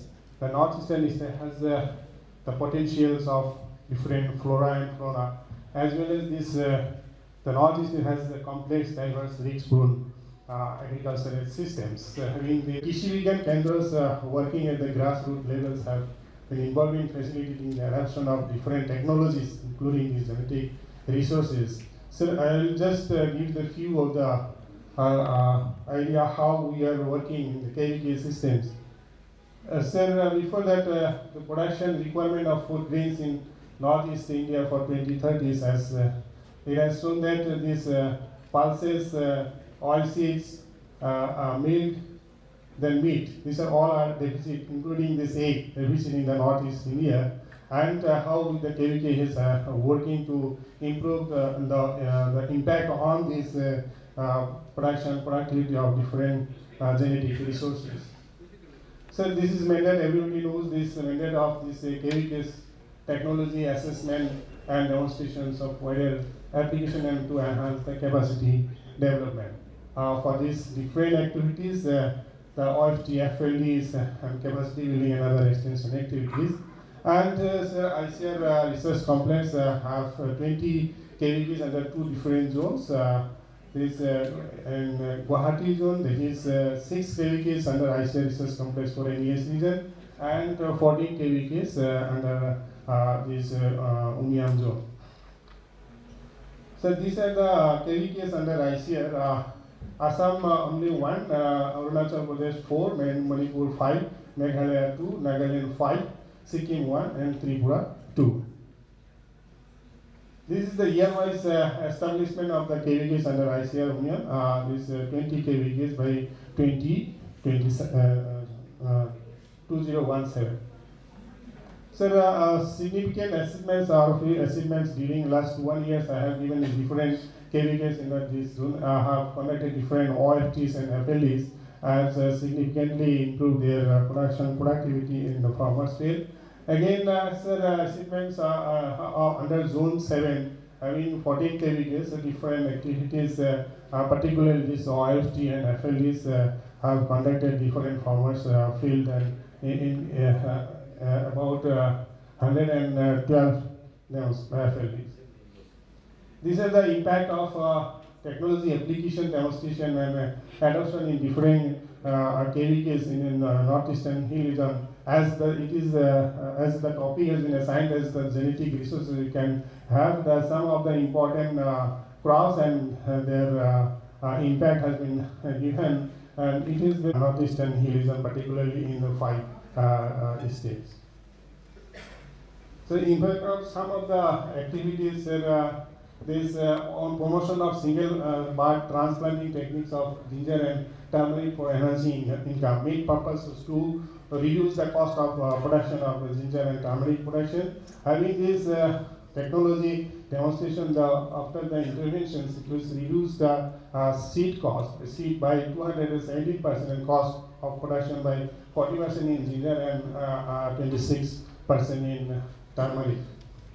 And it has horizontally spread to 82 farmers in 6 different villages. So another one is as the Thank you, Dr. Swan. Very brief presentation, and you highlighted many areas where the income can be increased for the farmers. Very self-explanatory presentation. Thank you very much. Thank you. And with this, we come to the rapid oral presentations. There are only few. One is Shashidhar. Very good afternoon to the co-chairman, chairman, and all present here. I am standing here in front to present the work which was carried out by CPRI in collaboration with ICR KVK Rihoi District. This is grown in 3 seasons. One is during the summer, the autumn, and the plains during the winter season, especially in Rihoi and in Garo Hills. Meghalaya stands second in area and production, so it has the potentiality where we can increase the potato cultivation, but there are reasons that why the state has not reached its potentiality, because there's lack of access to high quality seeds in respect to particularly the processing varieties. In potato, we have the label potato varieties and the processing varieties. And we also see that the farmers, mostly they are using seeds and buying from the markets. They do not even know the source from where it is coming.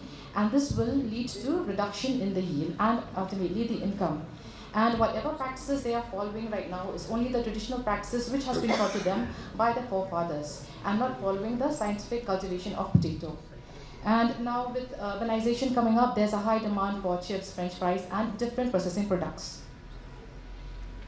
So we know that since the variety which was popularized here earlier was the table varieties. Now with globalization happening, we see that there's a scope for processing industry coming up in this area.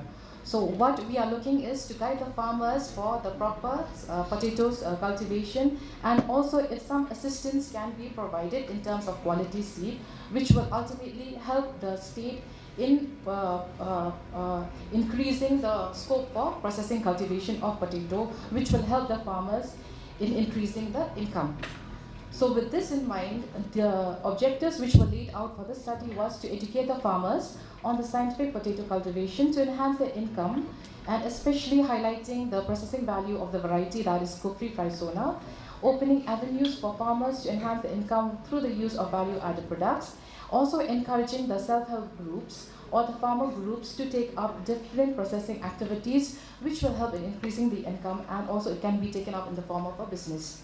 So the first initiative was taken by organizing a training in collaboration with the ICR KVK Ripoy.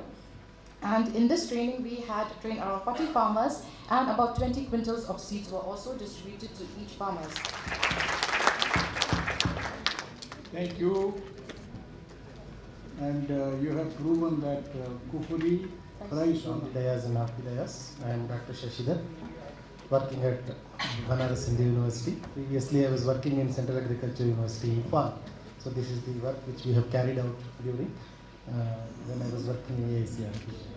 So I am going to speak about the yield improvement and impact analysis of black gram through frontline demonstrations in Ukrul district of Manipur. So if you can see this, so when I visited for the first time after my joining, so farmers were taking up pulses just in between the bunds of paddy fields in hill region. So later I asked them what was the variety, they were not aware, and they were getting hardly 1 kg, 2 kg seeds just for their home consumption. So then we thought that why can't we give our intervention? So I don't want to waste my time in telling about the introduction. So basically Manipur is almost 90% of the area is hilly and only 10% is valley. So whereas Ukrul district, where we were conducting demonstrations, it is almost hilly region.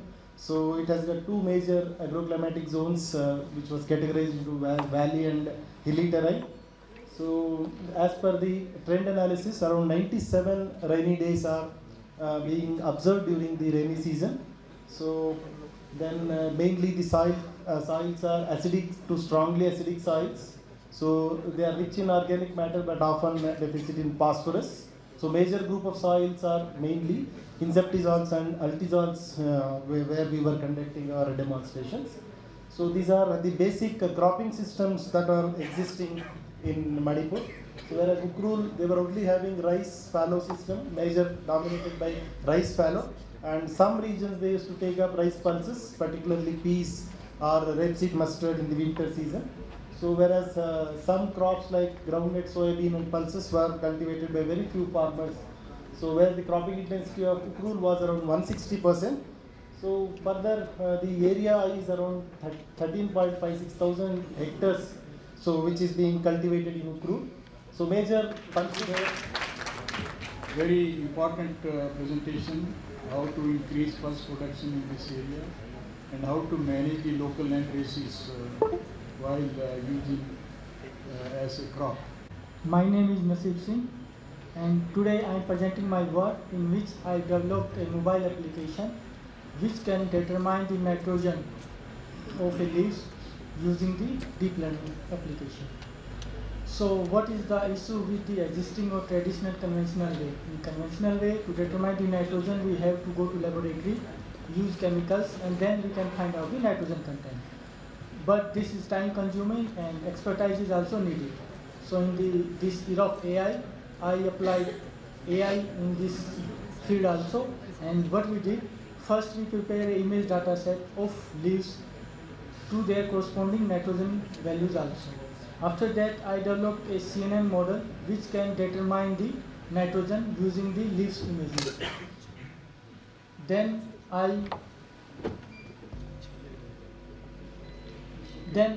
the developed trained model I deployed to the mobile application, and that mobile application I used to determine the nitrogen content. So these are the 4 steps in my research study. So now I am going to explain how I carried out these steps. The first step was image data set collection. To this, first I used chlorophyll meter and I captured the chlorophyll values of a leaves. After capturing the chlorophyll values, I take out the photos. I captured the photos and save them into the drive, and then these chlorophyll values in the Excel sheet. After that, what I did to map the nitrogen chlorophyll values to the nitrogen values, I took some leaves along with their chlorophyll values, go to lab, find out the nitrogen content using chemicals, and then I map the chlorophyll values to the nitrogen values, and I get this equation. So then, using this equation, I converted all chlorophyll values of leaves to the nitrogen values, and then those nitrogen values I converted into 8 classes. Below C1 class represent below 2.25% nitrogen in that leaves. Similar to this, I converted into 8 classes. So this figure shows the classes, and this is the data set. Each class is having that much images. The total number of images was around 4,000 images. So after preparing the data set, I have to develop the model. So this is the basic architecture I use to develop my deep learning based model. It consists of input image. I have to provide the leaf images. Then these are called convolutional layer. It will extract the features, green feature or the morphological feature, and many intricate features. After extracting the features, I transfer these features to the dense layer.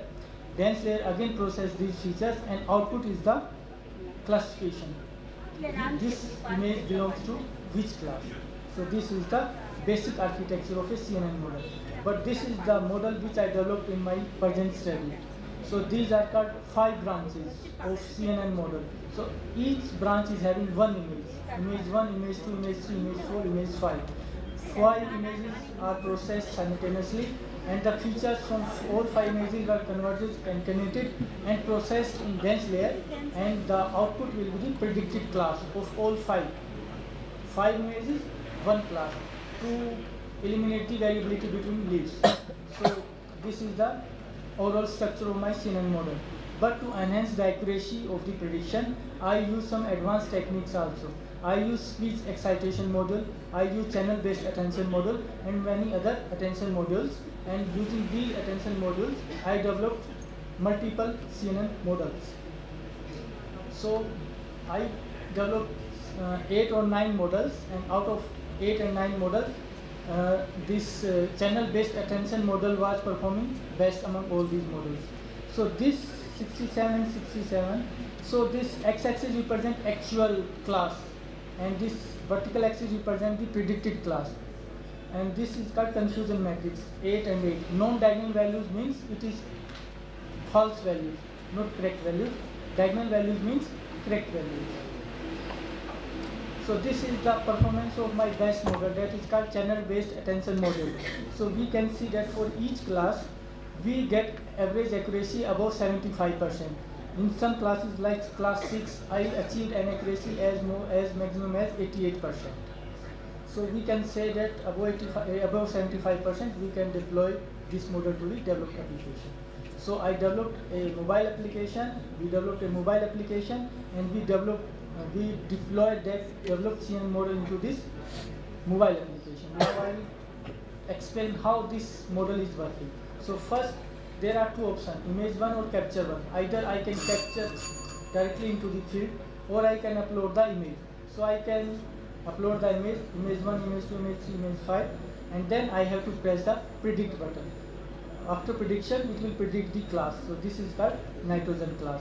And then we assess the accuracy of this developed mobile application. So we can see from this confusion matrix, its efficiency is around 75 to 80%. So these are the outputs. I developed a mobile application using which we can determine the nitrogen content of a leaf using in field only without using any laboratory. Thank you. Thank you very much, Nasib Singh. Very nice pictures. And I don't know, the audience might have understood very much about the technology. I appreciate new technology. this will find place in the future studies. Thank you very much. Well, with this, we come to some time for discussion. Any comment or question from any of the participants, including those who are running out of the room? Good. There are no questions, no comments, no observations. I have made my remarks when the presentation was made. And I will only say that all of you had taken pains in making the presentation and had tried to help me to keep the time. And we are finishing before time. And I now request my co-chair, Agrawal, to make his remarks. Sir, thank you very much, sir. And I also have not any remarks for this because the presentations were really very useful. And the kind of studies which have been undertaken, they are also very useful, like the one we could see how the nitrogen can be measured, about the potato, and we could see the impact of this frontline demonstration. In all, there was a message, so it's really very useful. So there are a lot of takeaways from this, and I think our colleagues will just note down all those important points. But for the students, I just want to add in these remarks that this orientation program which we have started, that is because there was always a Dikshant, Ant of the Diksha, but Diksha was not being begun. So Diksharam we have started now, and this is such a wonderful program now. Students are so happy in those 15 days. They know each other, they know the campus. The mission life, if you know the launch program by Honorable Prime Minister, that life means life for the environment, LIFE. So under that also a lot of activities we are taking up to teach the students that how to save energy, how to save water, how to say no to the single-use plastics, adopt the sustainable food systems. That has to go from the students only. How to reduce the waste, not only in the mess but also in your day-to-day life. Like today, Dr. Parodas has told that don't waste the water bottle. If you have taken half, take it with you. Don't leave it on the table. So those small habits really we have to learn during this.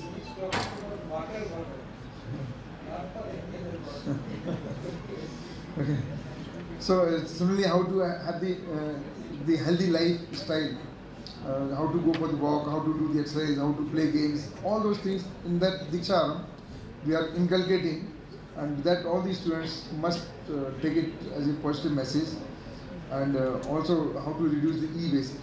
So those key points also we are taking in these 15 days, and I want to congratulate all the presenters, and I want to thank Honorable Chair Dr. P.L. Gautam Saab for giving me this opportunity, and to the organizers, and to the President of ISPGR for this wonderful conference and for this wonderful opportunity. Thank you, sir.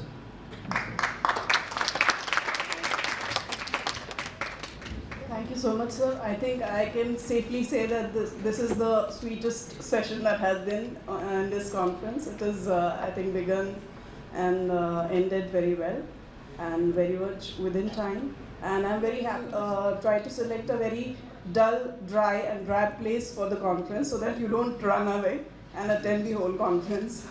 Selecting a beautiful location is sometimes not so very good. With that, I think we'd like to thank our co-chairs. We'd like to felicitate Dr. P.L. Gautam sir and Dr. R.C. Agrawal sir. And I'd like to request Dr. Paroda sir and Dr. Tyagi sir, Dr. Patnaik sir to kindly do the honors, please. P.L. Gautam for co-chairing this session.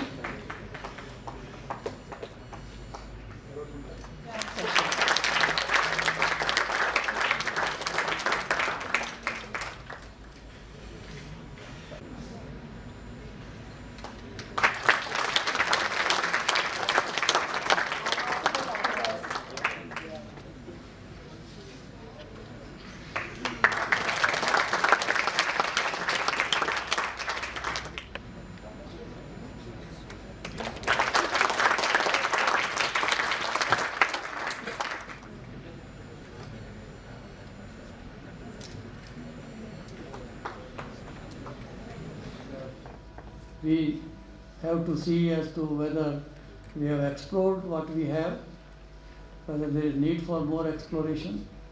We have also to see whether they need to be properly scientifically evaluated. We didn't have as many institutions before. When me or Dr. Gautam had started and were students or started our career at IRI, that used to be the only premier institution in agriculture research and education. After that, several agricultural universities, Dr. Agarwal mentioned, I think 76 of them have come up. Many institutions have come up. Even in this region, we established Central Agricultural University. The postgraduate school here was also established. I myself was here to select the land for it. And when now you look at these institutions in the northeastern region, earlier there used to be always a gap in terms of having these required institutions who are then able to create human resource, both so important for any advancement in agriculture. Now we have more than 10 institutions even established by ICR alone. We have, I think, more than 4 or 5 universities in the region, and many number of colleges have come up. So we are in a much better situation than possibly before. But when we look at the efforts made for collecting genetic resources, possibly they were collected more in the past than in the recent years. And in that respect, now we see that when we have more institutions, much better human resource, much better facilities, whether we are able to do something more with regard to knowing about them, studying them scientifically, and also using them rationally, not over-exploiting them, and so that benefit is for those who conserve them. And for that matter, this region is known for many species to have been originated. It has many wild and land races of several crops, food, fiber, tuber, horticulture, medicinal plants. So I can go on. I won't like to take long, but would like to say that time has come, and possibly for every action we have to wait for a right time. So this conference is likely to catalyze, and I am happy that so many young people are present in this auditorium today.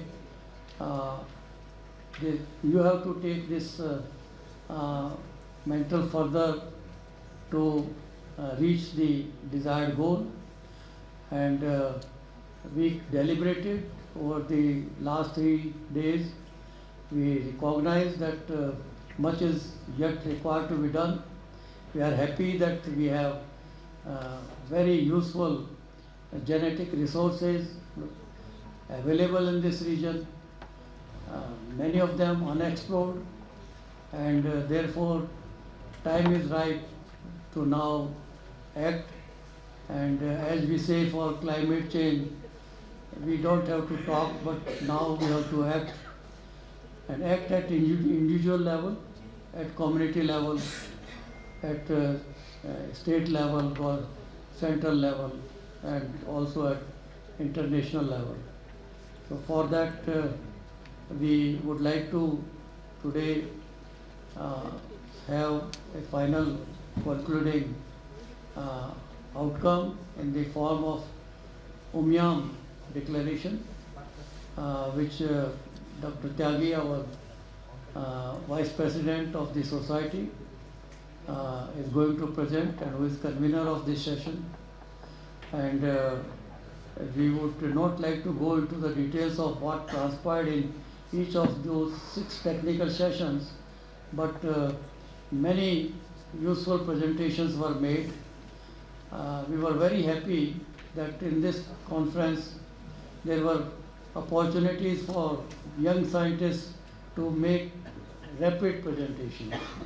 Though time was not enough given to them, but in essence they could come, have an opportunity to express their findings and also get experience of addressing a gathering of experts in the field.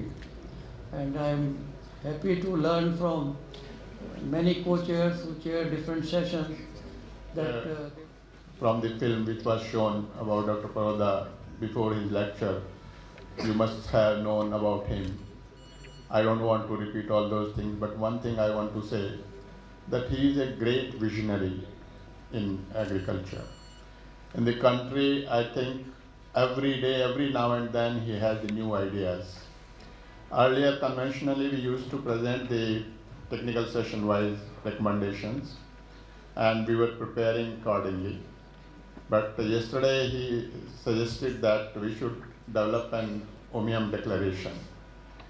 And synthesizing all those recommendations, put it there, the whole essence into this declaration, so that this declaration can be used as has been suggested by Honorable Governor also, that his office will be very supportive to all these kind of actions what we are going to propose in this Omnium declaration. So with this vision,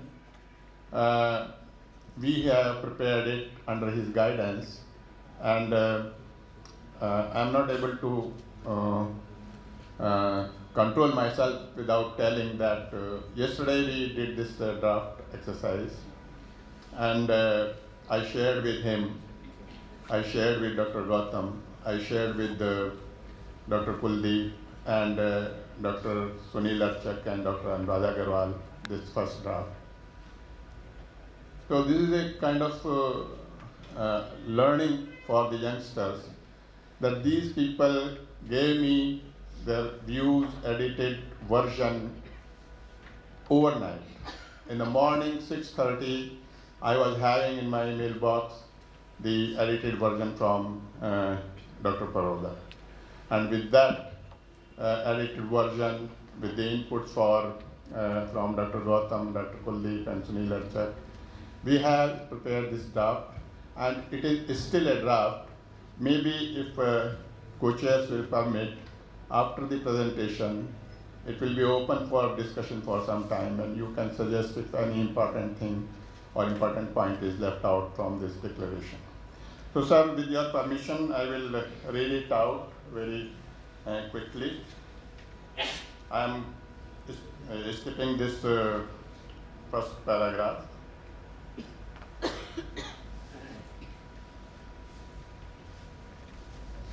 So in this declaration, we collectively we have committed to implement the following Omnium declaration in relation to the northeastern region.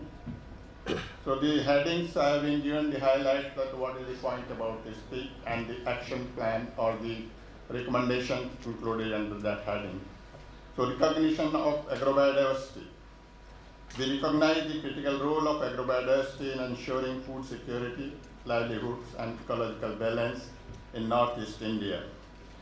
Despite the efforts made to explore and collect valuable genetic resources in the past from this region, being a biodiversity hotspot, it is imperative to launch urgently the comprehensive targeted expedition in the remote and underexplored region by all national research and development institutions and SAUs to collect, evaluate and safeguard valuable genetic resources. Publication of a comprehensive document. We recommend that the Indian Society of Plant Genetic Resources, ISPR, bring out a comprehensive book on available genetic resources of the Northeast region. This book should include a detailed account of the region's genetic diversity and a way forward for conservation and utilization of identified priority crops and breeds. Research and development. To strengthen research and development efforts, including scientific evaluation, conservation and use of genetic resources, to realize the potential of existing unique agrobiodiversity in the region, a mission mode project on agrobiodiversity and biowealth of the region involving the stakeholders may be developed and implemented. ICR and BPGR to play a facilitation role. Conservation and sustainable use. We commit to conserving the sustainably utilizing agrobiodiversity resources in the region, promote their access and equitable sharing of benefits arising from their utilization in line with the national legislation and global agreements. Accordingly, it is urged that all state biodiversity boards are made both effective and functional with the provision of adequate funding, inducting eminent experts on a regular basis. For in situ conservation, community-based conservation is stressed. We support the concept of participatory conservation through local communities in prioritized crops and breeds, seeking funding support from Protection of Plant Variety and Farmers' Rights Authority, PPFRA, and other relevant departments. Innovation and modern tools. We urge the promotion and adoption of innovative technology and modern tools including remote sensing based tools, biotechnology, cryopreservation, and digital technology and space technology for inventorization, documentation, ex situ conservation, and sustainable management of agrobiodiversity. We also encourage local communities to engage in on-farm conservation practices, leveraging traditional knowledge and biodiversity management practices.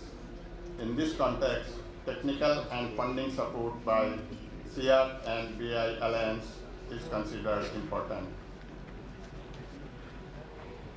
Strengthening IPR system. We urge for the development of robust intellectual property rights system that protect local markets, traditional knowledge, and innovation associated with agrobiodiversity while ensuring farmers' rights. A proactive approach is necessary to register that all farmers' varieties from different states in northeastern region registered with the Protection of Plant Variety and Farmers' Rights Protection Authority. We recognize the significant potential of geographical indicators, tagged crops, GI tagged crops, in transforming biodiversity into economic value for farmers, communities, and for rural development. Here, concerted efforts to promote value addition and marketing of GI tagged crops through public-private partnership, supported well by state governments, BDA, Biological Diversity Act, some mistake is there, PPFR Authority, Biological Diversity Authority and PPFR Authority, ICAR, CSIR, and Ministry of Agriculture and Farmers Welfare. Protecting unique livestock breeds, fish and microbes. To safeguard unique livestock breeds, fish species and agriculturally useful microbes, we recommend that the Ministry of Fisheries, Animal Husbandry and Dairying promptly enact a similar to the PPFR Act in the best interest of the nation. Integrating biodiversity into farming. There is an urgent need to integrate biodiversity into sustainable farming practices to enhance resilience against climate change and improve both productivity and ecosystem services. The research institute in the region need to prioritize research on unique genetic material and varieties of local food system, spices and medicinal plants. There is an urgent need to document and popularize the available genetic resources to promote their marketing and export to other countries. Ensuring quality planting material. The availability of low cost but high quality seed and planting material including virus-free sapling of horticulture and medicinal plants, is a critical need for farmers in the Northeast region. We urge that the concerned institutions should be given responsibility for producing and supplying these materials in large quantities. To support these efforts, corpus or revolving funds must be provided. Promoting floriculture as industry. Northeast region biodiversity and favorable climate conditions make it an ideal region for floriculture development. Flowers such as orchids, gerbera, carnation, heliconia, lilies, chrysanthemum, etc. have tremendous potential. To harness this potential, we recommend the enhanced investment of infrastructure, research and development, market access, value addition, and skill development with private, public-private partnership and local community engagements. Ornamental fish industry. Northeast region is quite rich in ornamental fish diversity, accounting for over 55% of the country's ornamental fish exports. In order to improve the livelihood of fish farmers, urgent measures are necessary to address the challenges facing them and provide needed incentives to promote export of ornamental fishes. Capacity development, public awareness through collaboration. Efforts are needed to strengthen capacity building of youth, including custodians, researchers, policymakers, youth and women in the area of agro-biodiversity and sustainable practices. It will be desirable to launch public awareness program and develop literature on awareness to promote better understanding of the likely benefits, rights and responsibility of these stakeholders. Close collaboration and partnership among researchers, government agencies, research institutions, educational institutions, civil society organizations, and farming communities shall promote agro-biodiversity inventarization, conservation, and its sustainable use. For this, regional cooperation and knowledge sharing among the states of Northeast India will be highly rewarded. Value addition and entrepreneurship. There is a need to encourage entrepreneurship and value addition activities using potential agro-biodiversity resources available to promote local food system and encourage income opportunities. Recognize the importance of traditional knowledge associated with agro-biodiversity and documented on priority. Enabling financial and policy support. We finally call for supporting policies and regulations that promote sustainable use of agro-biodiversity in Northeast India. We advocate for a special allocation of funds by each state and central government for initiatives related to agro-biodiversity conservation through use in Northeast India with a mission mode approach involving all concerned stakeholders. We also advocate for effective integration and coordination of agro-biodiversity conservation initiative at national and local development plans to ensure sustainable resource management. Here it ends up with the 15 points, this declaration, and I thank immensely to Dr. Paroda, Dr. Gautam, Dr. Kuldeep, and Dr. Sunil Archak and Dr. Anuradha Agarwal to give the valuable input to prepare this draft. Thank you, sir.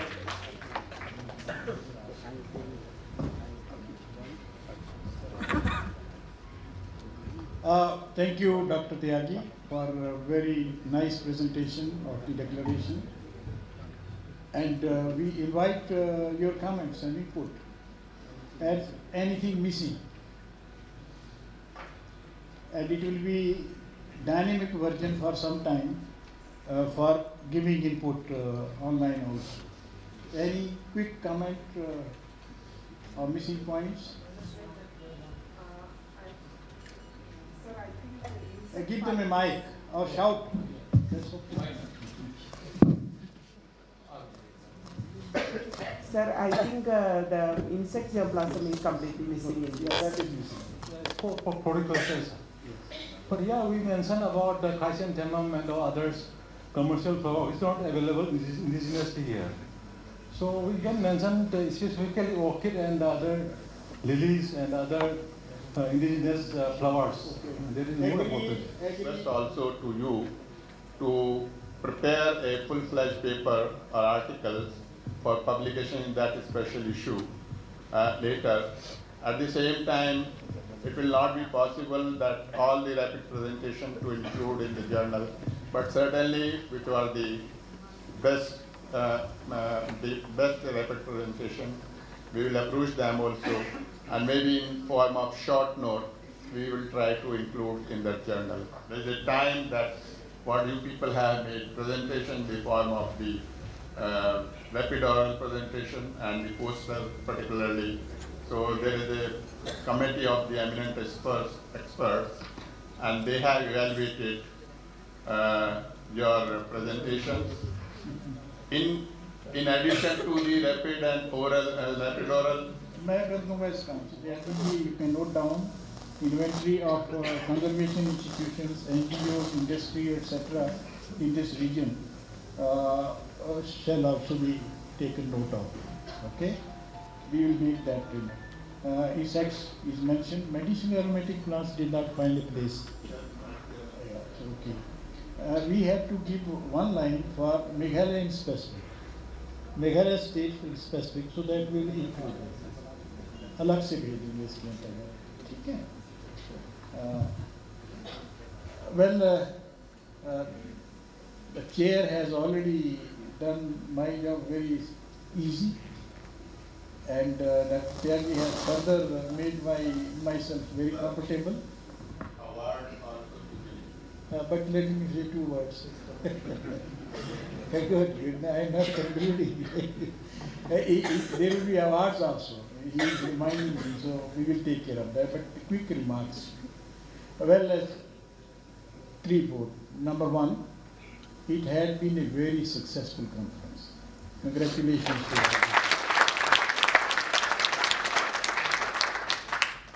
you. The hall is full, maybe by default, or by whatever it is, but it is appreciated, and I feel that nobody can be more fortunate than these young students who are becoming witness to issue the declaration which will be globally recognized. You can give your names and your witness, and when you will be sitting on this side, you will be really remembering those moments. You will be following it up. That's really wonderful. Biodiversity had been important, will be important. It is to be conserved, it is to be protected. And Northeast is very important. That's why this conference is. We are making a roadmap for that. And that is what a very important work is being done. And I have suggestion that is it possible to put this event of our conference coinciding with 22nd of May, which happens to be the International Day for Biodiversity. So we make it as a mega program along with several exhibitions organized throughout the country, and where State Biodiversity Board and National Biodiversity Authority, PPBFRA, NBPJ, all institutions can play a great. Well, this is a great task and great responsibility of this generation to intelligently use the bioresources and keep them for the future generations. We also say that we are conserving for the posterity while we are sustaining ourselves. In the present time, we are giving a service, our responsibility, that whatever we have inherited, those bioresources, we have been in a position to preserve and make it available for the future generation. So these are quick remarks, sir, and I am so grateful to you for to the organizers for involving me in this process. But I must say that in 1987, when this society was founded, by default, as these students have been here, by default also I happened to be the witness to the launching of this society in 1987. And after coming here, after 25 years, I could see some of the work which is already going under NBPGR aegis here as a station. So we had sweet memories, sweet works, and these sweet memories will keep us always young and energetic and useful. So with this, sir, thank you very much, and thanks to the investor. Thank you. Thanks to my colleague Agarwal and to you all. Please be here till the final ceremony is over. Okay? Thank you.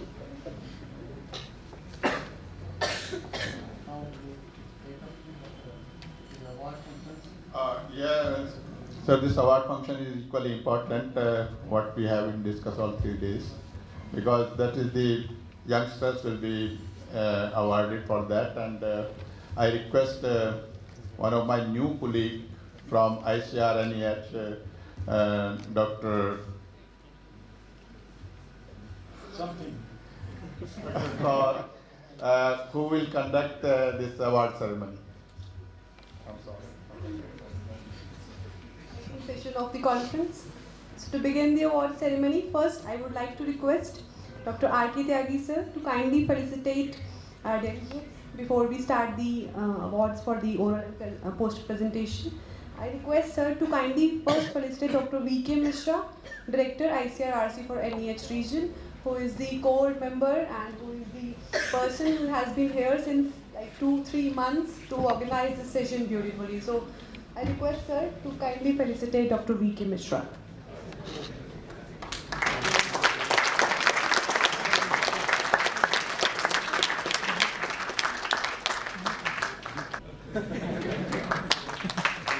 Kindly felicitate Dr. P.L. Gautam sir.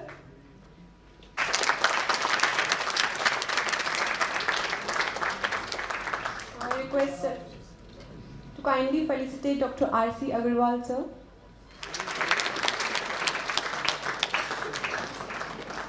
Now I request sir to kindly felicitate and I invite Dr. Kuldeep Singh to please be here.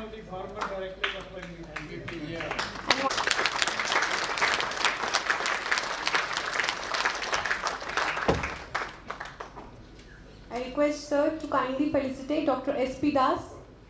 I invite sir to please be here on the stage. Thank you.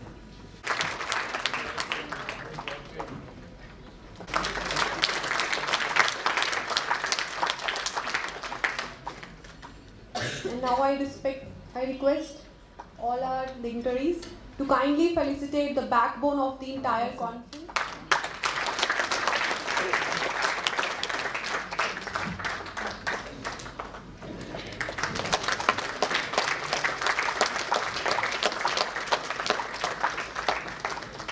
Thank you so much, sir.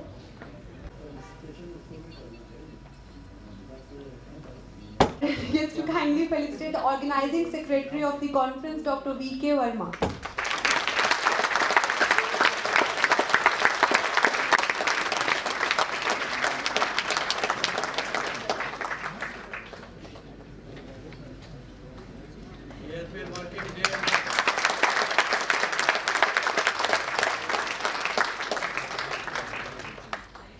Kumar, Senior Scientist, DCS, ICRNEH region, also the co-organizing secretary of the conference, to be here on the stage. And Dr. Sameer Das, the co-organizing secretary of the conference, to be here on the stage.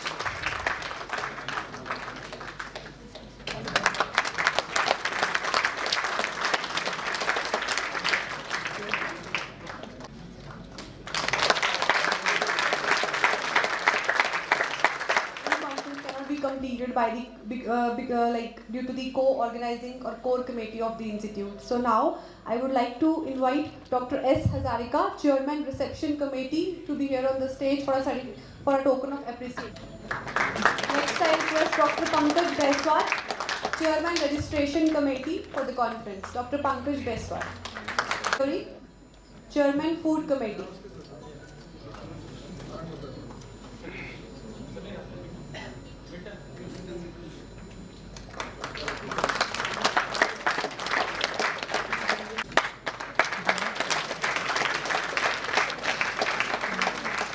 Lastly, Maintenance and Security Committee Chairman Dr. Prakash R. Datta.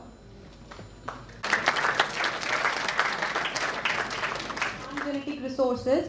under the category of oral presentations. First prize goes to Pradeep Kumar N from ICRCITHRS, Dirang, Arunachal Pradesh.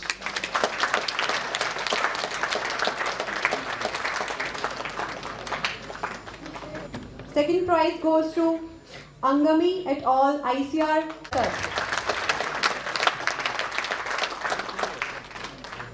Reverse.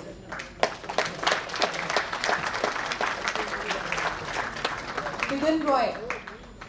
Kuldeep Tripathi, ICR NBPGR, New Delhi. University for Food and Agriculture Plant Genetic Resources. First prize goes to Thindral US, ICR NBPGR, New Delhi.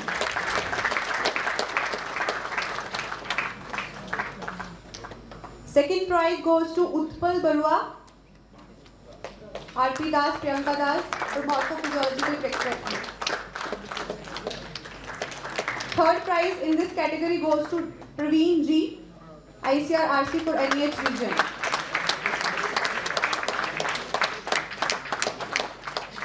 Dr. Utpal Barua. Third prize goes to Praveen G.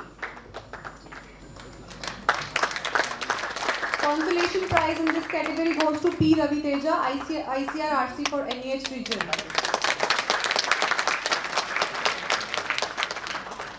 ICR NBI at Bangalore. Second prize goes to Rahul Katyar, ICR RC for NEH region. Third prize goes to SG Singh, ICR RC for NEH region.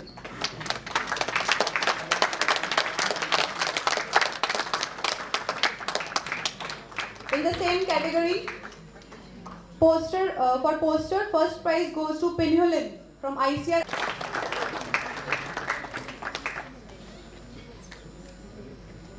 Now we will be moving on technical session 3A, Innovations and Modern Tools for Ex-Situ Sarika, ICR IRC for NEH region, Manipur Center.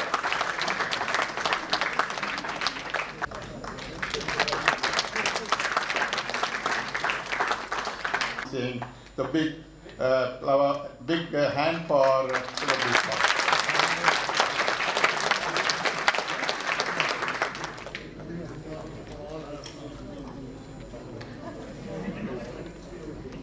Banana, Tamil Nadu.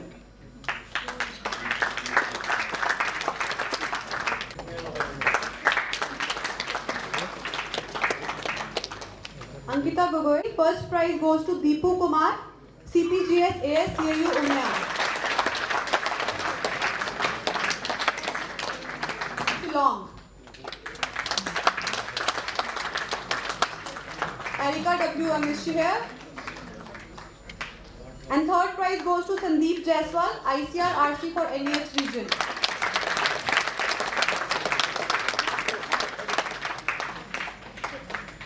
Next theme is session 3B in case of animal and genetic resources. First prize goes to Eza Gurja M, ICR IRI Assam.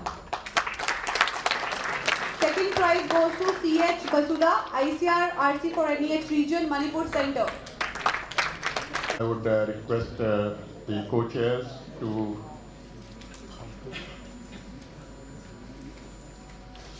come.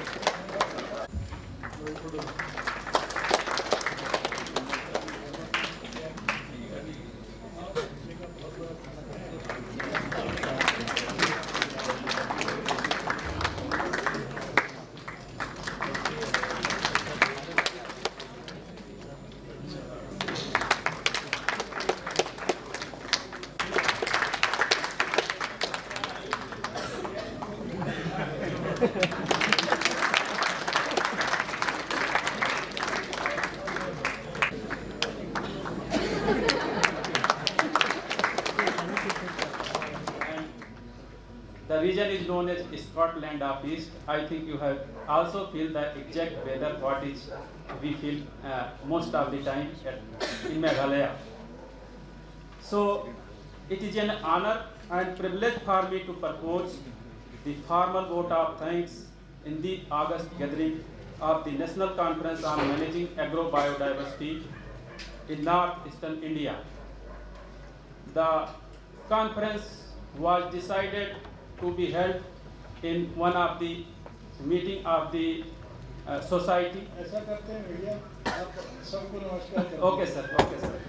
So, I thanks to, I think, sir, it will be, I have to justify myself also, because we have been guided by Dr. R.S. Baroda, sir. He has shown, sir, keen interest that for biodiversity conservation, we have to be in diversified, not only plant genetic resources, we have to consider all the aspects of biodiversity in integrated way. Then we can go for the in better way, planning of the policy in better way.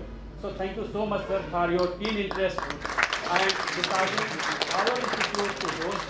So on behalf of ISPGR, on behalf of institute, on behalf of on my own behalf, I thank you, sir.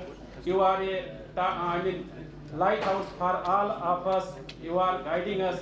Your guidance is required us, and really we are getting inspiration from you. Thank you so much, sir.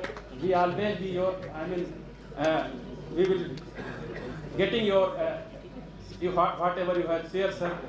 That is really a wonderful for all the students, for all the scientists, and all whosoever present here. I thanks to all the co-organizers, because without their contribution, without their help, it would have not been possible, sir. And the co-organizing institutes are PPBFRA, Biodiversity International, TAS, and ICRISAT, ICARDA. So these even at ICR Atari Umiam, ICR Atari Guwahati, and NRCRP. These institutes, they have contributed in terms of paper, they have given monetary support to conduct this program at our institute. So all of them, they are equally thankful to the program and to us.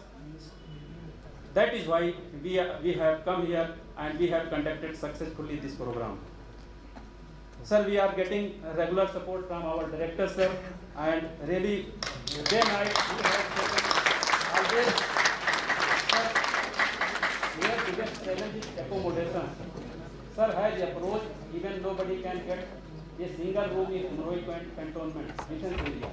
But he has approached higher authority, and within one day, even on Sunday, sir, on Saturday you have asked to hold a meeting. On Sunday, he written a letter to their superiors, and we have got that you will get entire VIP area for accommodation of your scientists and participants. Thank you, sir, for your guidance and support. Thank you so much again, and safe journey back to home. Have the evening enjoy. Thank you.